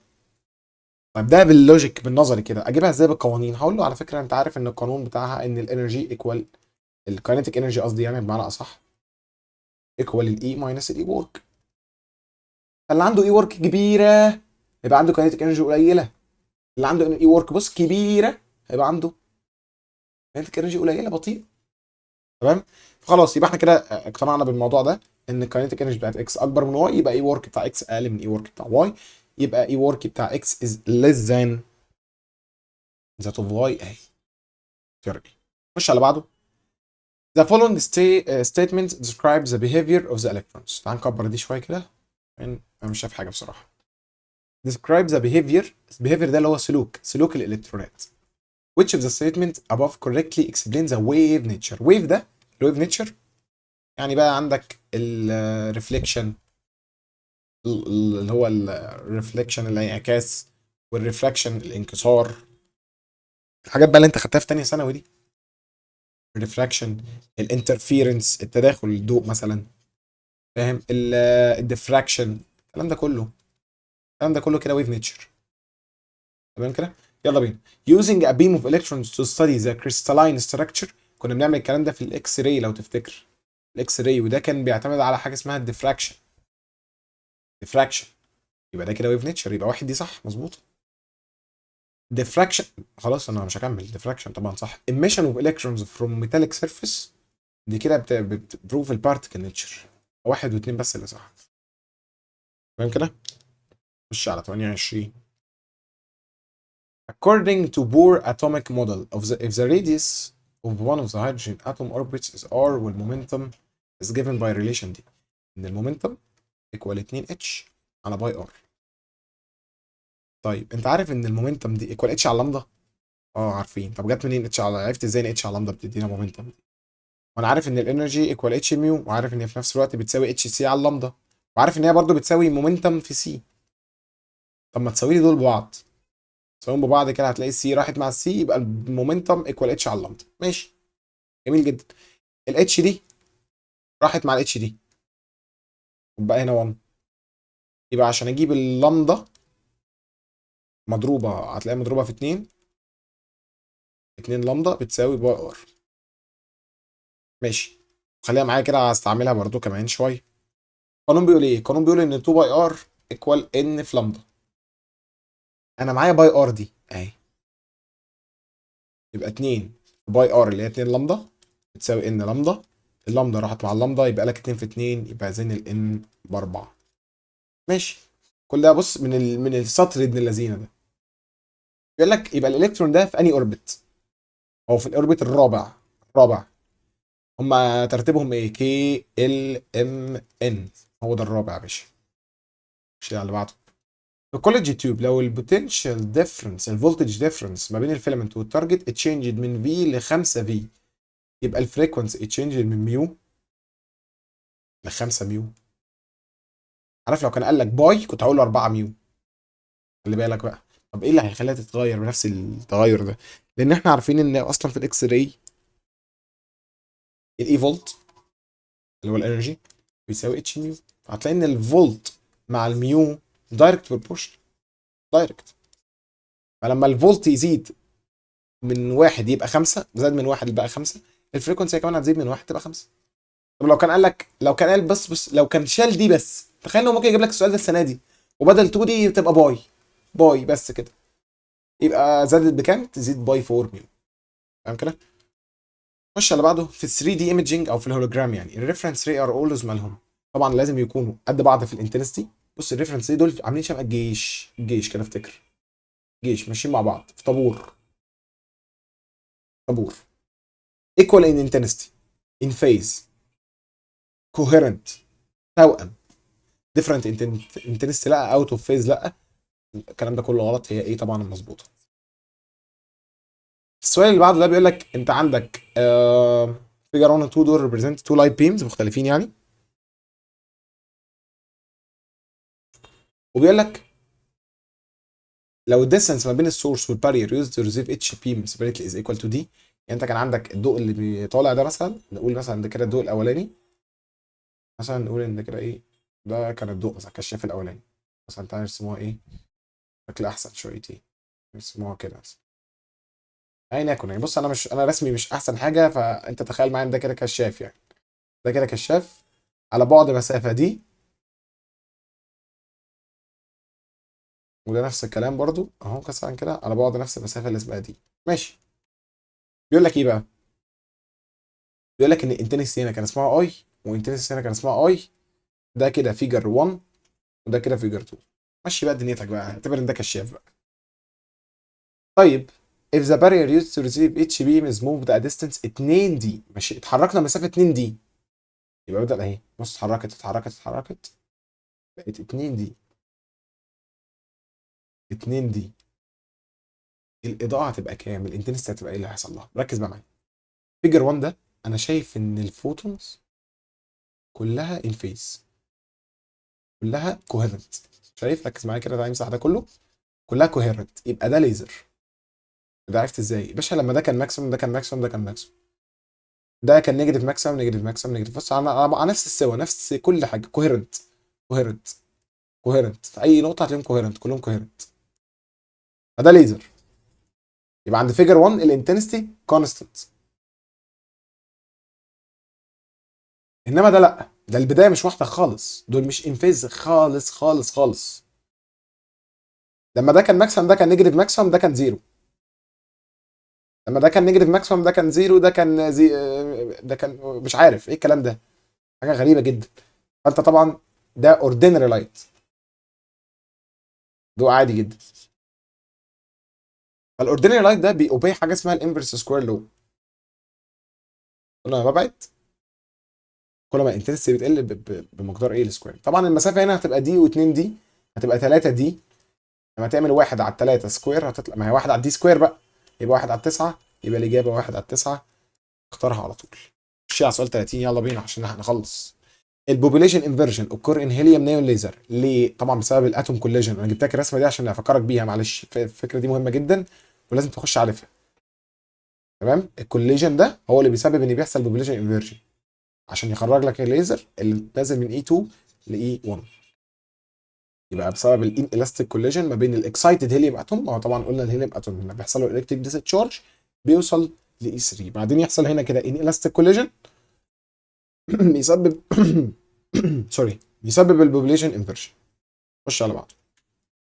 الدبليشن ريجن اللي موجوده في الدايود اللي هو البي انجنكشن از فورمد از ريزلت اوف ايه؟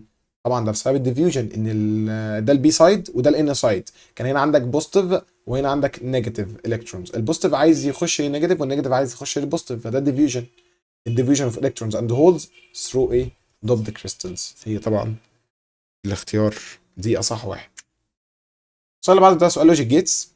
يقول لك مين في دول يعني يحقق لك التروس تيبل اللي قدامك ده. طبعا انت لازم تجرب تاخد في اعتبارك ان السي دي كده المفروض تبقى هي الاوت، يعني الاوتبوت. تعال نجرب بقى واحده واحده.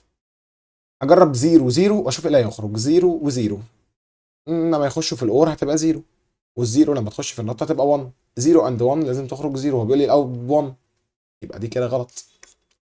دايما بتبان من اول حاجه في التروس تيبل هتلاقيه بتبان، يعني عشان بس ما اضيعش فيها وقت. تعال نجرب 0 و0 في بي. الزيرو وزيرو لما يعد في الاند هيبقوا 0. الزيرو لما تعدي في النقطه هتبقى 1. 0 اور 1 يبقى 1. يبقى دي كده مظبوطه. تمام. كمل. كمل تزهقش، مش عايزك تزهق بقى. 0 و1 0 الزيرو عشان بص الزيرو وال1 لما تخش في الاند هتبقى 0، ال1 لما تخش في النقطه هتبقى 0 0 اور 0 0، يبقى الاجابه بي صح، او اللي هو الاختيار التجربه الثانيه يعني. بعد كده التجربه الثالثه 1 و0. 1 اند 0 0، الزيرو لما تعدي في النقطه تبقى 1 تخرج 1. مظبوط. لحد دلوقتي بي جميله جدا. كمل. يلا بينا. انا شايف نجربه دلوقتي الاخيره اللي هي 1 1. يلا بينا. 1 اند 1 يبقى 1. 1 لما تعدي على النقطه تبقى 0، يبقى يخرج 1، يبقى الاختيار بي هو مظبوط. ما تكملش بقى خلاص فكك. يبقى كده الباقي كله صح ان شاء الله. يلا نشوف اللي بعده. بس معلش نكبر بس الرسمه دي شويه. طبعا ده اول سؤال عندك بدرجتين. بيقول لك ايه معلش، بيقول لك the shown figure represent a closed electric circuit لو ال VB و VQ are the electric potential بتوع 2 points B و Q. يعني هو عايز يعرف البوتنشال هنا وهنا، دي نقطه كده يعني انت عايز تعرف البوتنشال عندها. مين في الاختيارات دي صح بالنسبه للبوتنشال ديفرنس ما بينهم، ومين عنده بوتنشال اعلى؟ ركز بقى معايا قوي. يعني كانك كده موصل هنا في النص فولتميتر، عايز تعرف الفولتميتر ده هيقرا كام. تمام. فانت ركز بقى بالراحه. انت عندك 15 وعندك 15 برايل لبعض. 3 اسم على ار انترنال. يعني ايه؟ يعني عشان اجيب الاي هتبقى عباره عن الفي بي مقسومه على الار ايكويفالنت، اللي هي بقى 15 برا مع 15 ب 7.5 بلس ال 1.5 اللي هي بتاعت الار انترنال، تطلع معاك ان الكرنت ب 2 امبير. 18 على 8 9 2 امبير فعلا. ركز بقى معايا قوي. معلش سهله والله، خلاص هانت اهي. ادي ال 2 امبير داخلين من هنا. عارف ان هم هيتوزعوا بما يرضي الله 1 امبير 1 امبير. سلام. اه والله هيتوزعوا زي ما بيقول الكتاب. هغلق خط شويه عشان تاخد بالك بقى من الحته الجايه دي، حته حلوه. وزعوا هنا كده 1 امبير 1 امبير. وبعدين لما يجوا يتوزعوا هتشوف ان دي سحبت 5 فولت، 1 في 5 5 فولت، ودي سحبت 10 فولت، دي سحبت 10 فولت، ودي سحبت 5 فولت. ازاي تجيب البوتنشال عند بي؟ ركز بقى معايا. ادي الكرنت طالع من البطاريه هيوصل هنا. تعالى مثلا اقول ان البوتنشال هنا عند النقطه دي اسمه اكس مثلا اسمه اكس. عارف ان لما انت ماشي كده اهو ماشي في الريزستنس 5 هتخسر 5 فولت، فالفي عند النقطه اللي اسمها بي هيبقى عباره عن اكس تشيل منه 5 فولت. سلام. اه والله العظيم. طب نفس الكلام بقى ادي اكس، وانا ماشي كده وانا ماشي هخسر 10 فولت، ان الفي عند كيو ايكوال اكس هشيل منها ال 10 فولت. اه والله العظيم. يبقى كده مين اكبر؟ كده الاكبر اللي انا ماينصت منه رقم اقل، يبقى في بي ده اكبر. في بي اكبر. في بي اكبر. مش هقرا ده اصلا ولا هقرا ده اصلا. طب البوتنشال ديفرنس ما بينهم بكام؟ في بي ماينس في كيو اكس ماينس 5 ماينس اكس بلس 10. معلش هتلاقي ان دي راحت مع دي، نيجاتيف 5 بلس 10 هتطلع معاك الاجابه نيجاتيف، هتطلع معاك الاجابه 5 على طول. 5 فولت اللي هي الاجابه بي. تمام. خش على بعضه. بيقول لك الفيجر اللي قدامك ده circuit containing several identical resistors والكتريك سيل ما عندهاش internal resistance واوبن سويتش. عايز اعرف الايكويفالنت before closing. احنا المره رقم 300,000 نحل الحوار before closing وافتر closing، ما عندوش غيرها. عظيم يعني عمالين نحل زيها كتير قوي. طب قبل ما نقفل الكي، والله انا قبل ما نقفل الكي انا اصلا مش شايف دول خالص، ودول حصل عليهم شورت لان الكرنت هيطلع كده يهرب يعدي في دي، يبقى الار ايكويفالنت كان اسمها ار. طب وبعد ما تقفل الكي افتر كلوزنج كي، الار ايكويفالنت هتبقى عامله ازاي؟ ركز بقى معايا. ركز معايا قوي قوي قوي قوي.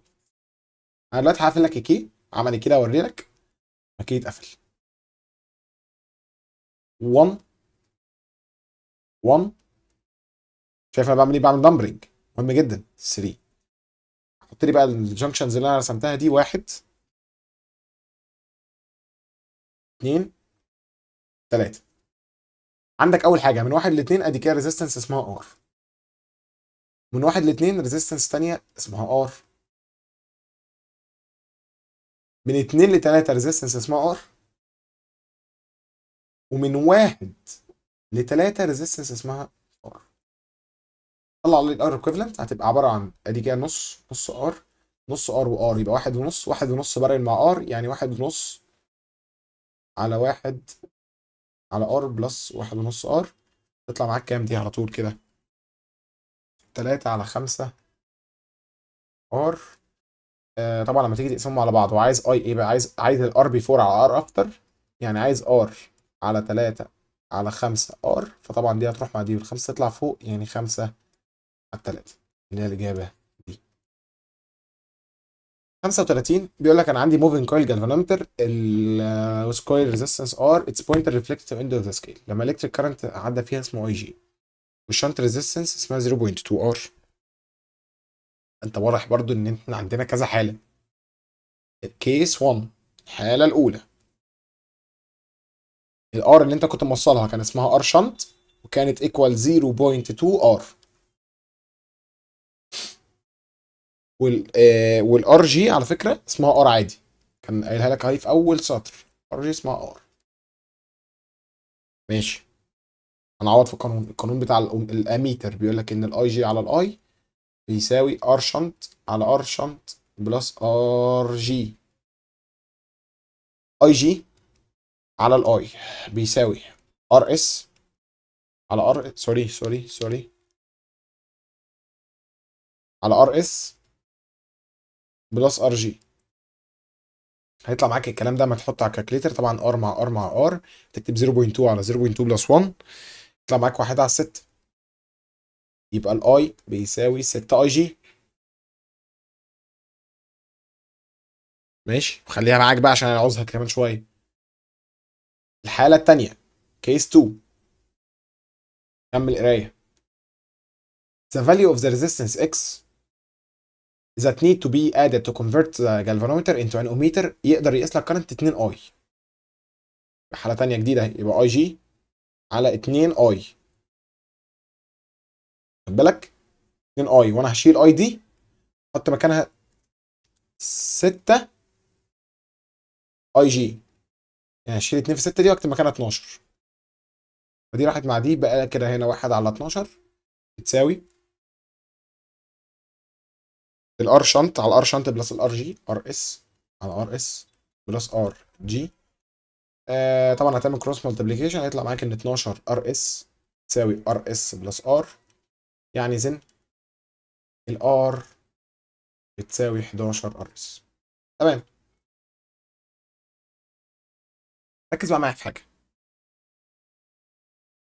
ان الار شنت الجديده هتبقى عباره عن ار على 11. طب انت عارف ان ار على 11 دي عباره عن ايه؟ عباره عن ايه؟ عباره عن، اكتبها كده على الكالكليتر، 1 على 11 انا معاك 0.09. طب يمكن انا بس عايز اقنعك بيها بالراحه، 0.09. والار شنط الاولى كانت ب 0.2، كانت 0.2 بقت 0.09 ار، يبقى قلت. طالما قلت يبقى انا عمري ما هختار سيريز وعمري ما هختار سيريز، يبقى ار على 11 دي مقلب. ركز معايا، قلت. طالما قلت يبقى انا وصلت معاه مع الشنط الاولانيه ريزيستنس ان بارل. ايه الكلام انت بتقوله ده؟ كلام صعب قوي. بص يا باشا، الشكل كان عامل كده، كان انت عندك جالفانو، وكنت موصل انت ار شنط اولانيه. الار شنط دي كانت 0.2 ار، تمام كده. فانت بقى بعد كده الار شنط كلها على بعضها قلت، فانت قمت موصل ريزيستنس تانية اسمها اكس، خلت البارل ده كله على بعضه بار على 11. هو بقى عايز يعرف اكس دي بكام، يعني بمنتهى البساطه هتقول له يبقى 0.2 ار اكس على 0.2 ار بلس اكس بتساوي ار على 11.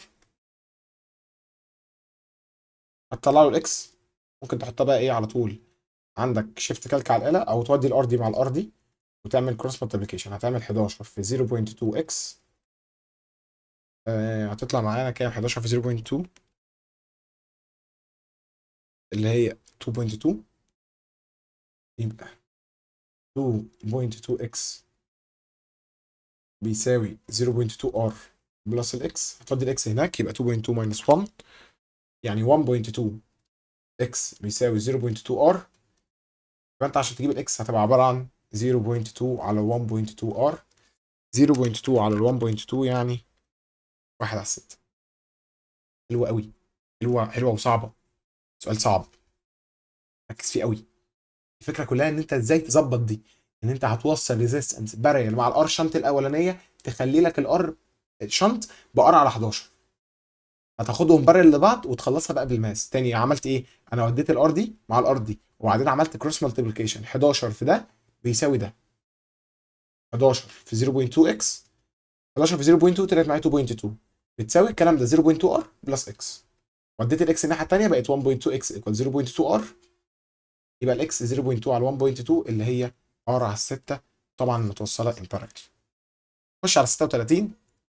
الفيجر اللي قدامك ده بيدي لك السايد فيو بتاع الريكتانجلر كويل، عنده نمبر اوف تيرنز ان واريا بتاعته ايه والكرنت بتاعه اسمه اي. روتيت ات ا كونستانت سبيد ان يونيفورم فيلد اسمه بي كلوك وايز دايركشن. طبعا هو الفيرست بوزيشن بتاعه ان هو كان بارل، يبقى التورك هنا كان ماكسيموم، يبقى انت بادئ من الماكسيموم. بسم الله الرحمن الرحيم، انت كده بادئ من الماكسيموم. طب بادئ من الماكسيموم هتختار دي ولا سي؟ ركز بقى معايا.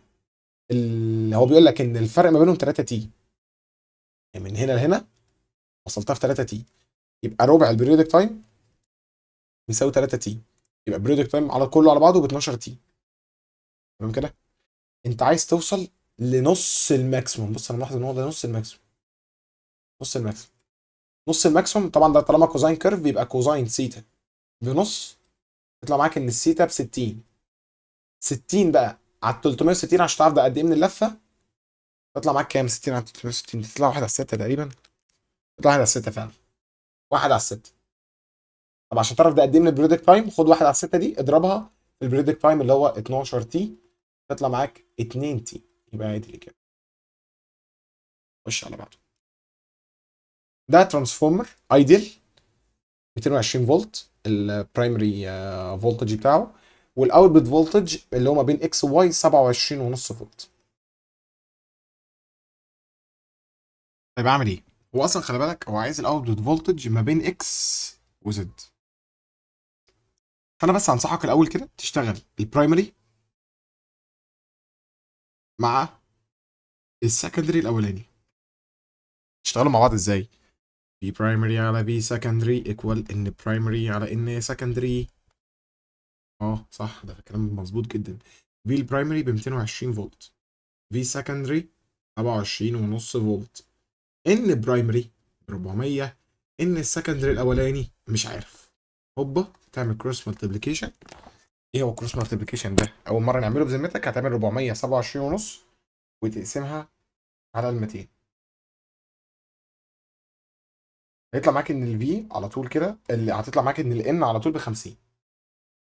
وبعدين كده احنا اشتغلنا على الاولاني مع البرايمري، نمسح بقى ده كده خالص، نمسحه خالص، وهنشتغل مع السكندري التاني. يعني في برايمري على في سكندري اللي انت مش عارفها، والان برايمري على ان السكندري هي 3 ان يعني 3 في 50. فطبعا هيطلع معاك ان في سكندري التاني ب 82.5 فولت، يبقى خلاص 82.5 يبقى عندك ده وده بلس بعض تطلع معاك الاجابه 110. تجمع ال 82 ونص تجمع عليها ال 27 ونص تطلع معاك 110 فولت. وبعدين تخش على السؤال اللي بعده اللي هو بيقول لك a dynamo start its rotation in a uniform magnetic field from the position where it's perpendicular. انت بادئ منين؟ بادئ من اللحظه اللي عندها الفاي ماكسيموم، يعني انت بادئ من اللحظه اللي عندها الاي ام اف بزيرو.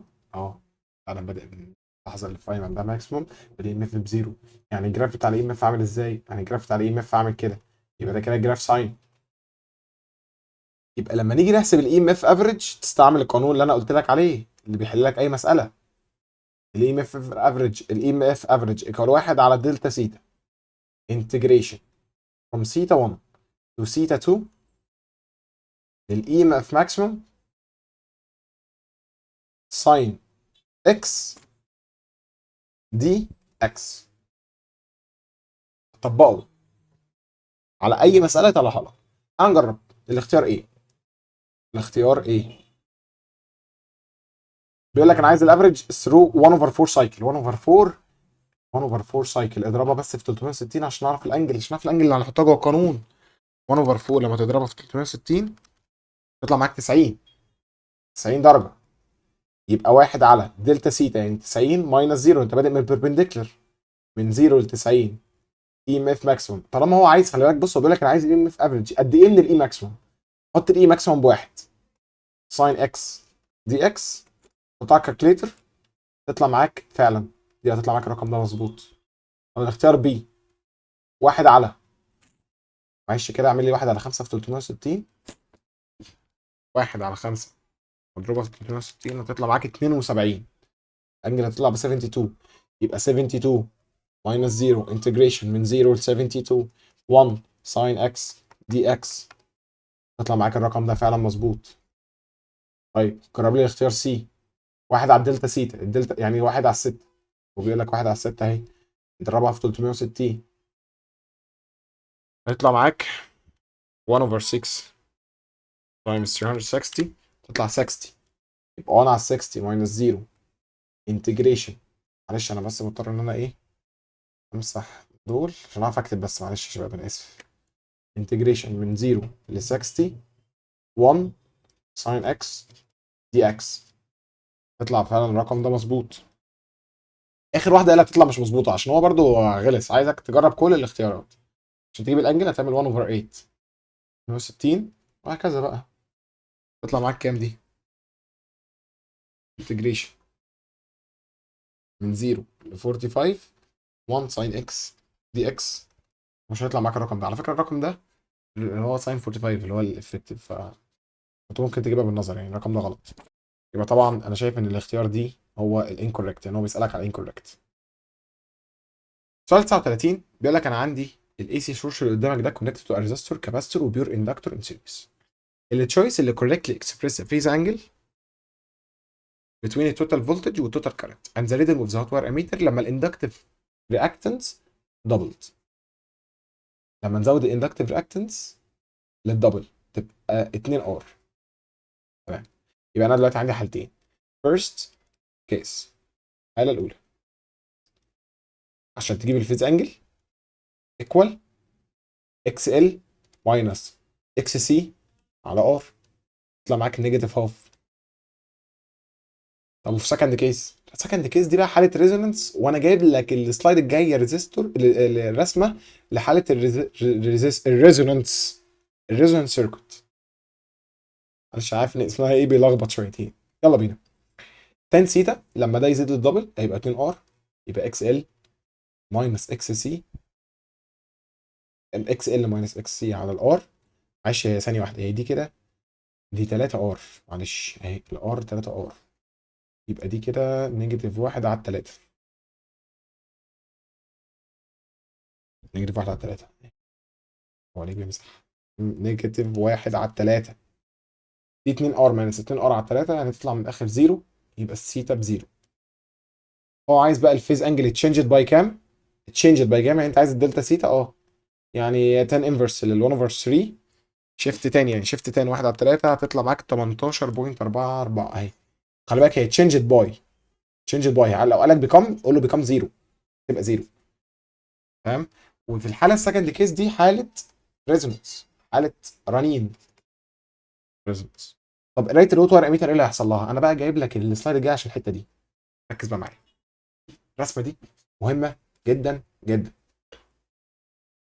في الاول كان عندك الاكس ال هي القليله. بص اكس ال كانت بار. الاكس سي كان ب 2 ار. يعني اكس سي هي اللي كانت مسيطره. عارف يعني ايه اكس سي مسيطره؟ اكس سي كبيره. يبقى انت في الجزئيه اللي على الشمال دي. يبقى انت هنا كده على الشمال. بص في الشمال دي يعني انت كده كباستور. طب على اليمين انت كده اندكتور. تمام كده؟ ما تنساش الموضوع ده بقى. ركز معايا. تعالى نشرح الجراف كده بسرعه مش هنخسر حاجه عشان الجراف ده مهم. وعايزين احنا ندردش فيه شويتين. انت عندك الاكس ال اصلا ايكوال 2 باي اف ال، الفريكونسي مع الاكس ال دايركت، ادي جراف دايركت اهو، دايركت زي ما انت شايف. طب مع الاكس سي زي ما انت شايف طبعا هو ادي انفرس اهو، انفرس. طب والار، الار ما بتتاثرش اساسا بالفريكونسي دي، طول عمرها ثابته كده، ثابته ما بتتغيرش. الزد هي طبق باصص لفوق، طبق باصص لفوق، والاي طبق بس باصص لتحت، طبق ما مش معدول، طبق على وشه، فاهم كده؟ بس هو ده الجراف كله حرفيا. النقطة ده اللي فيها تقاطع تعالى نمسح بقى كل ده، احنا مش عايزينه خلاص. النقطة اللي بيتقاطع فيها ان الاي ماكسيموم مع الزد مينيموم مع ان الزد مينيموم اللي هي بتساوي الار يعني، والاكس ال بتساوي الاكس سي، النقطة دي اسمها الريزونانس فريكونسي، والريزونانس فريكونسي دي بتتحسب بالقانون اللي انا هكتبه لك دلوقتي حالا، 1 على 2 باي روت ال سي. طب قبل كده، والله قبل كده الاكس سي اكبر من الاكس ال بنسموها بقى كاباستيف بروبرتيز، كاباستور هنا اللي كسبان. طب وبعد كده الاندكتيف بروبرتيز، اندكتور هو اللي شغال بقى، مش الكاباستور بقى خلاص، الاندكتور هو اللي مسيطر. طب عايز ايه؟ انا كنت بقول لك ان في الاول هنا كده في المساله كان الاكس سي هو الكبير، الاكس سي الكبير، يبقى احنا كده كنا في الجزئيه اللي على الشمال دي، كنا هنا كده على الشمال، الكاباستور هو اللي مسيطر. فلو خدت بالك ان الاي واحنا في الكاباستور عمال بيزيد لحد ما يوصل ريزونانس ويقل تاني، تمام كده؟ يبقى واحنا في الكاباستور الاي بيزيد كل ما بتزود الفريكونسي، صح كده؟ او كل ما بتزود الاكس سي بمعنى اصح، كل ما بتزود الاكس سي، يعني كل ما الفريكونسي تزيد الاكس سي تزيد، فبالتالي الاي تزيد لحد ما توصل للماكسيمم. اهو ده اللي كان بيحصل. هنا بقى كان بيحصل ايه؟ الاكس ال كانت بتزيد لا ثانيه واحده، كل ما بزود الفريكونسي الاكس سي بتقل فالاي تزيد. بس يبقى انت كده عايز تقول له من الاخر ان قرايه الهوت وار اميتر بتزيد اهي، صح؟ الاي عمال بيزيد اهو، اهو بيطلع لفوق. يبقى تاني ناخد كده الموضوع بالترتيب، ان انا كنت عمال بزود الفريكونسي، كل ما الفريكونسي تزيد الاكس سي بتقل والاكس ال بتزيد، الاي هي كمان ايه؟ بتزيد، يفضل يعلى كده يعلى لحد ما يوصل للماكس. مهم قوي الموضوع ده. خش على بعضه. نفس الفكره تاني، دي كده حاله الريزونانس. بيقول لك بقى مين في الاختيارات دي اللي انت شايفه ده صح؟ والله انا شايف ان التوتال فولتج ليدز الكرنت اند هاز اندكتيف بروبرتيز لما الفريكونسي تبقى اقل، يعني وانت هنا وانت في الكباستور لا، المفروض ان الفي لاجز الكرنت ليدز الفي لما يكون عندها اكبر من، لا، الكرنت هنا المفروض ان انت كده عندك في الناحيه الثانيه ده كده اندكتور، فالفي ليدز الاي مش الاي اللي ليدز. يبقى احنا هنا نكتب هنا ان في ليدز الاي، الاي لاجز الفي، انما وانت هنا على الشمال الفي لاجز الاي، وانما الاي ليدز الفي. بس كده من الاخر. مين في الاختيارات بيظبط لك الكلام اللي مكتوب ده؟ هو الاختيار دي، الكرنت ليدز الفولتج when the source frequency اقل، current leads الفولتج. صح. 41 electron microscope used to magnify an object of length كذا و potential difference V. if the microscope used to magnify length كذا يبقى potential difference بكام؟ اصلا القانون بيقول ان الويف لينث H على روت 2 E فولت الماس بتاع الالكترون. يبقى لو انت عايز ويف لينث مثلا، احنا عايزين مين بقى؟ احنا عايزين potential difference الجديده، يعني انت عايز فولت 2 على فولت 1 يعني، فولت 2 على فولت 1 يعني لامدا 1 بس تعملها سكوير عشان تخلص من الروت على لامدا 2 سكوير. يعني من الاخر هتعمل 0.4 سكوير على 0.3 سكوير، تطلع معاك الاجابه 16 مقسومه على 9 اللي هي فين اهي. لا ثانيه واحده هنا عشان احنا عملنا كارثه كبيره، يعني 16 على 9 دي لا، 16 على 9 خالص. ليه؟ لان هو هنا بيقول لك انكريز باي، خلي بالك المقلب ده اكتر مقلب جه في استرشادي 2026، انكريز باي وانكريز 2، ركز بقى فيها قوي، انكريز باي انكريز 2. احنا جبنا فولت 2 بيساوي 16 على 9 من فولت 1. بص هو عايز بيقول لك انكريز باي كام؟ يعني انت عايز تعمل في 2 ماينس في 1، يعني 16 على 9 في 1 ماينس في 1 تطلع معاك 7 على 9. خلي بالك انا كل ما احل سؤال بقعد اتشيك يعني انا حليت سؤال وقلت 16 على 9، بعد كده بعمل تشيك كده، كريس باي يا نهار ابيض، مقلب كبير قوي، خلي بالك. الشيء اللي بعده 42، تو فوتونز اكس وواي لو الفريكونسي بتاع اكس اكبر من واي ب 20%. يعني بص بقى خلي بالك عشان الفكره دي حلوه برضه، جديده حلوه. معنى كده ان فريكونسي اكس ماينس فريكونسي واي مش هي اكبر منها ب 20%، يبقى الفرق ما بينهم هو 20% من الفريكونسي بتاعت واي. صح ولا ايه؟ صح، يعني فريكونسي اكس لو شلت منها 20% بتوع واي يبقى لك الفريكونسي بتاعت واي. وادي دي هنا يطلع معاك ان فريكونسي اكس ايكوال 20 على 100 بلس 1، يعني 0.2 بلس 1 يطلع 6 على 5 من الفريكونسي واي. هو عايز فريكونسي واي قد ايه من فريكونسي اكس، يبقى 5 على 6 بي. يعني انت لو عايز فريكونسي او عايز بقى الانرجي، ما الانرجي دايركت على طول فاهم. ففريكونسي واي على فريكونسي اكس، انرجي اكس على انرجي واي، انرجي واي على انرجي اكس عشان هما دايركت، انرجي واي على انرجي اكس يعني 5 على 6 اللي هي الاجابه بي. السؤال اللي بعده بيقول لك الجراف represents the relation ما بين الاكس راي intensity and the wavelength lambda لما نستعمل تارجت ماتيريال في كل جي تيوب، ويديلك طبعا الكي الفا وكي بيتا، بيقول لك عايز اعرف هم بكام. طبعا انا واخد بالي ان الترانزيشنز دي، ان الالكترون اللي موجود في ليفل 3 ده عنده انرجي كبيره. يعني بص الترانزيشن اللي من 3 ل 1 ده دي كده انرجي كبيره، فبالتالي لازم تبقى لامدا قليله. فاهم قصدي؟ يبقى دي كده هي اللي بيتا، هي دي كده بيتا. طب من 2 ل 1 لا ده كده انرجي قليله، كده لامدا عاليه، يبقى ده كده الفا. ماشي، يبقى احنا لازم نختاره ان الويفلنس الكبير هو بيديلك 0.07 و 0.06. الويفلنس الكبير ده بتاع مين؟ بتاع الفا. يبقى دي اللي لازم تاخد 0.07، الثانيه لازم تاخد 0.06، يبقى هي دي يا دي خلاص. استاهل حسابات. طب ازاي نجيب الماكسيمم انرجي؟ اعلى انرجي انت عايز الاي ماكسيمم، يعني عباره عن اتش سي على اللامدا بس مينيموم، اقل لامدا. تمام كده. خلي بالك ان هو في السؤال ده يعني هو في حته كده رخمه شويه، محتاج ان انا اوضحها لك. بص هنعملها ازاي بقى. اجيب لك الصوره كده واكبرها لك كده ايه، سلايد لوحدها ثانيه واحده. ادي الرسمه اهي. انا عايزك تركز ان كي بيتا اهو، كي بيتا دي يعني قول نزلت هنا كده تقريبا، وكي الفا نزلت بعدها على طول بشرطه.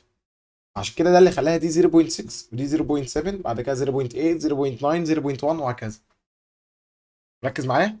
يبقى النقطه دي هي النقطه دي كده، دي 0.6. طب والنقطه دي 0.7، ارجع لي بقى يبقى 0.5 0.4 0.3. النقطه دي اللي هي اللامدا مينيمم 0.020، 0 بوينت كام؟ 0 بوينت بقى المفروض 0.25 0.25. هو خلي بالك كان مسمي دي 0.06. هي فعلا 0.07 اهي، ودي كانت 0.06، يبقى دي 0.025. رخمه جدا الحته دي، رخمه قوي ان انت تقعد تعد الشرط، تنزل كده واقعد اعد الشرط بقى لحد ما توصل. يلا بينا. ال H 6.625 تايمز 10 باور نيجاتيف 34، السي ب 3 تايمز 10 to the باور 8، اللامدا مينيمم زي ما عديناها دلوقتي 0.025 تايمز 10 to the باور نيجاتيف 9.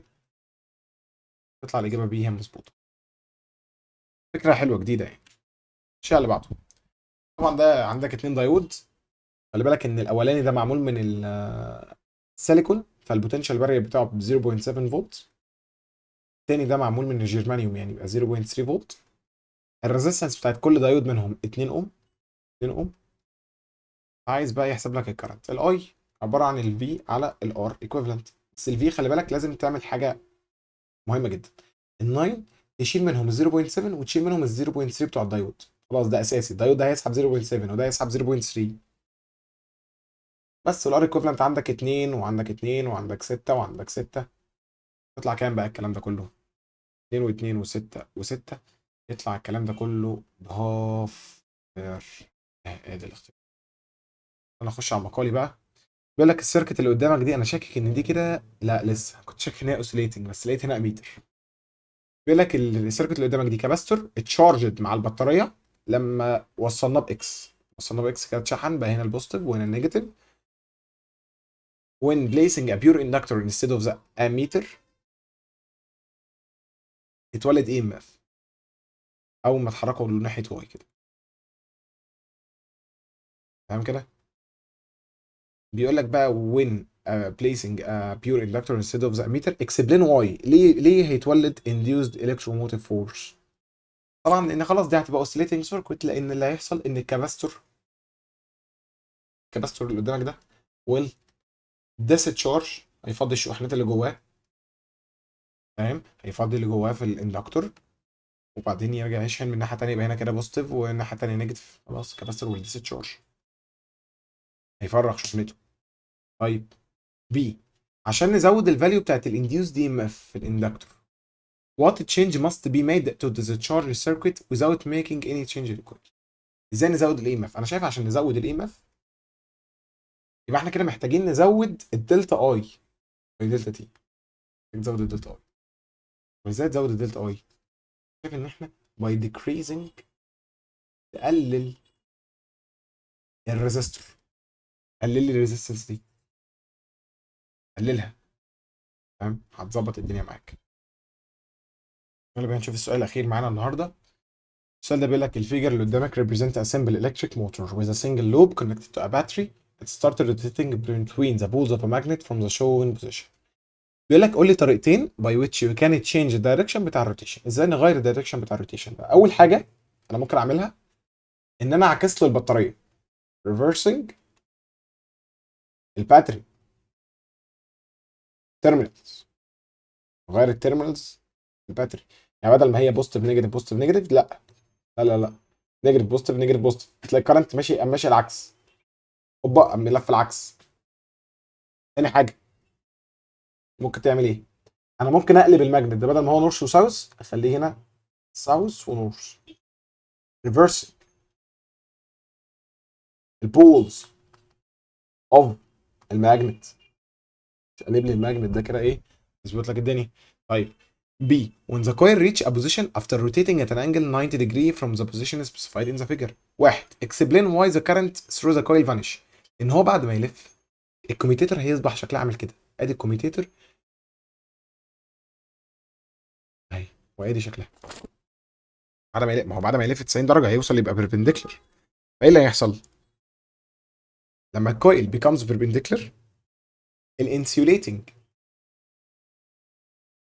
جاب او الانسيوليتد جاب اوف الكوميتيتور touch التو جرافايت براشز. تو جرافايت براشز هيمسكوا الجرافايت براش اللي هي دي اهي، يلمسوها كده، فبالتالي مفيش كرنت هيعدي. فلما مفيش كرنت هيعدي خلاص. طب ايه اللي هيخليه يكمل لف؟ طبعا الانيرشيا فورس هي اللي تخليه يكمل دوران، والدنيا هتبقى زي الفل كده. ده كان اخر سؤال عندنا في الامتحان الاسترشادي رقم 9. معلش انا يمكن عارف ان انا ممكن طولت شويه في الامتحان ده، يعني دلوقتي عندنا داخلين في الساعتين، بس انا حاولت افصص الامتحان ده على قد ما نقدر. عارف ان المستوى ممكن يكون صعب شويه، بس خلاص يا هانت انت فاضل لك كده امتحان واحد، امتحان رقم 10 برضه امتحان فيه شويه افكار حلوه، حاول ان احنا نظبطه سوا. شدوا حيلكم شباب، بتمنى لكم كل التوفيق. ان شاء الله مجهز لك مراجعات ليالي الامتحان كويسه. عايزك تركز فيها عشان ان شاء الله ربنا يكرمك كده بمجموع كويس. لو واقف معاك اي حاجه او محتاج شرح اي حاجه تاني ما تنساش تبعت لي. ادي الرقم اهو، هتلاقيه سايبه لك تحت في الديسكربشن. وان شاء الله يعني ربنا يجعله بفايده. شكرا لكم يا شباب، السلام عليكم ورحمه الله وبركاته.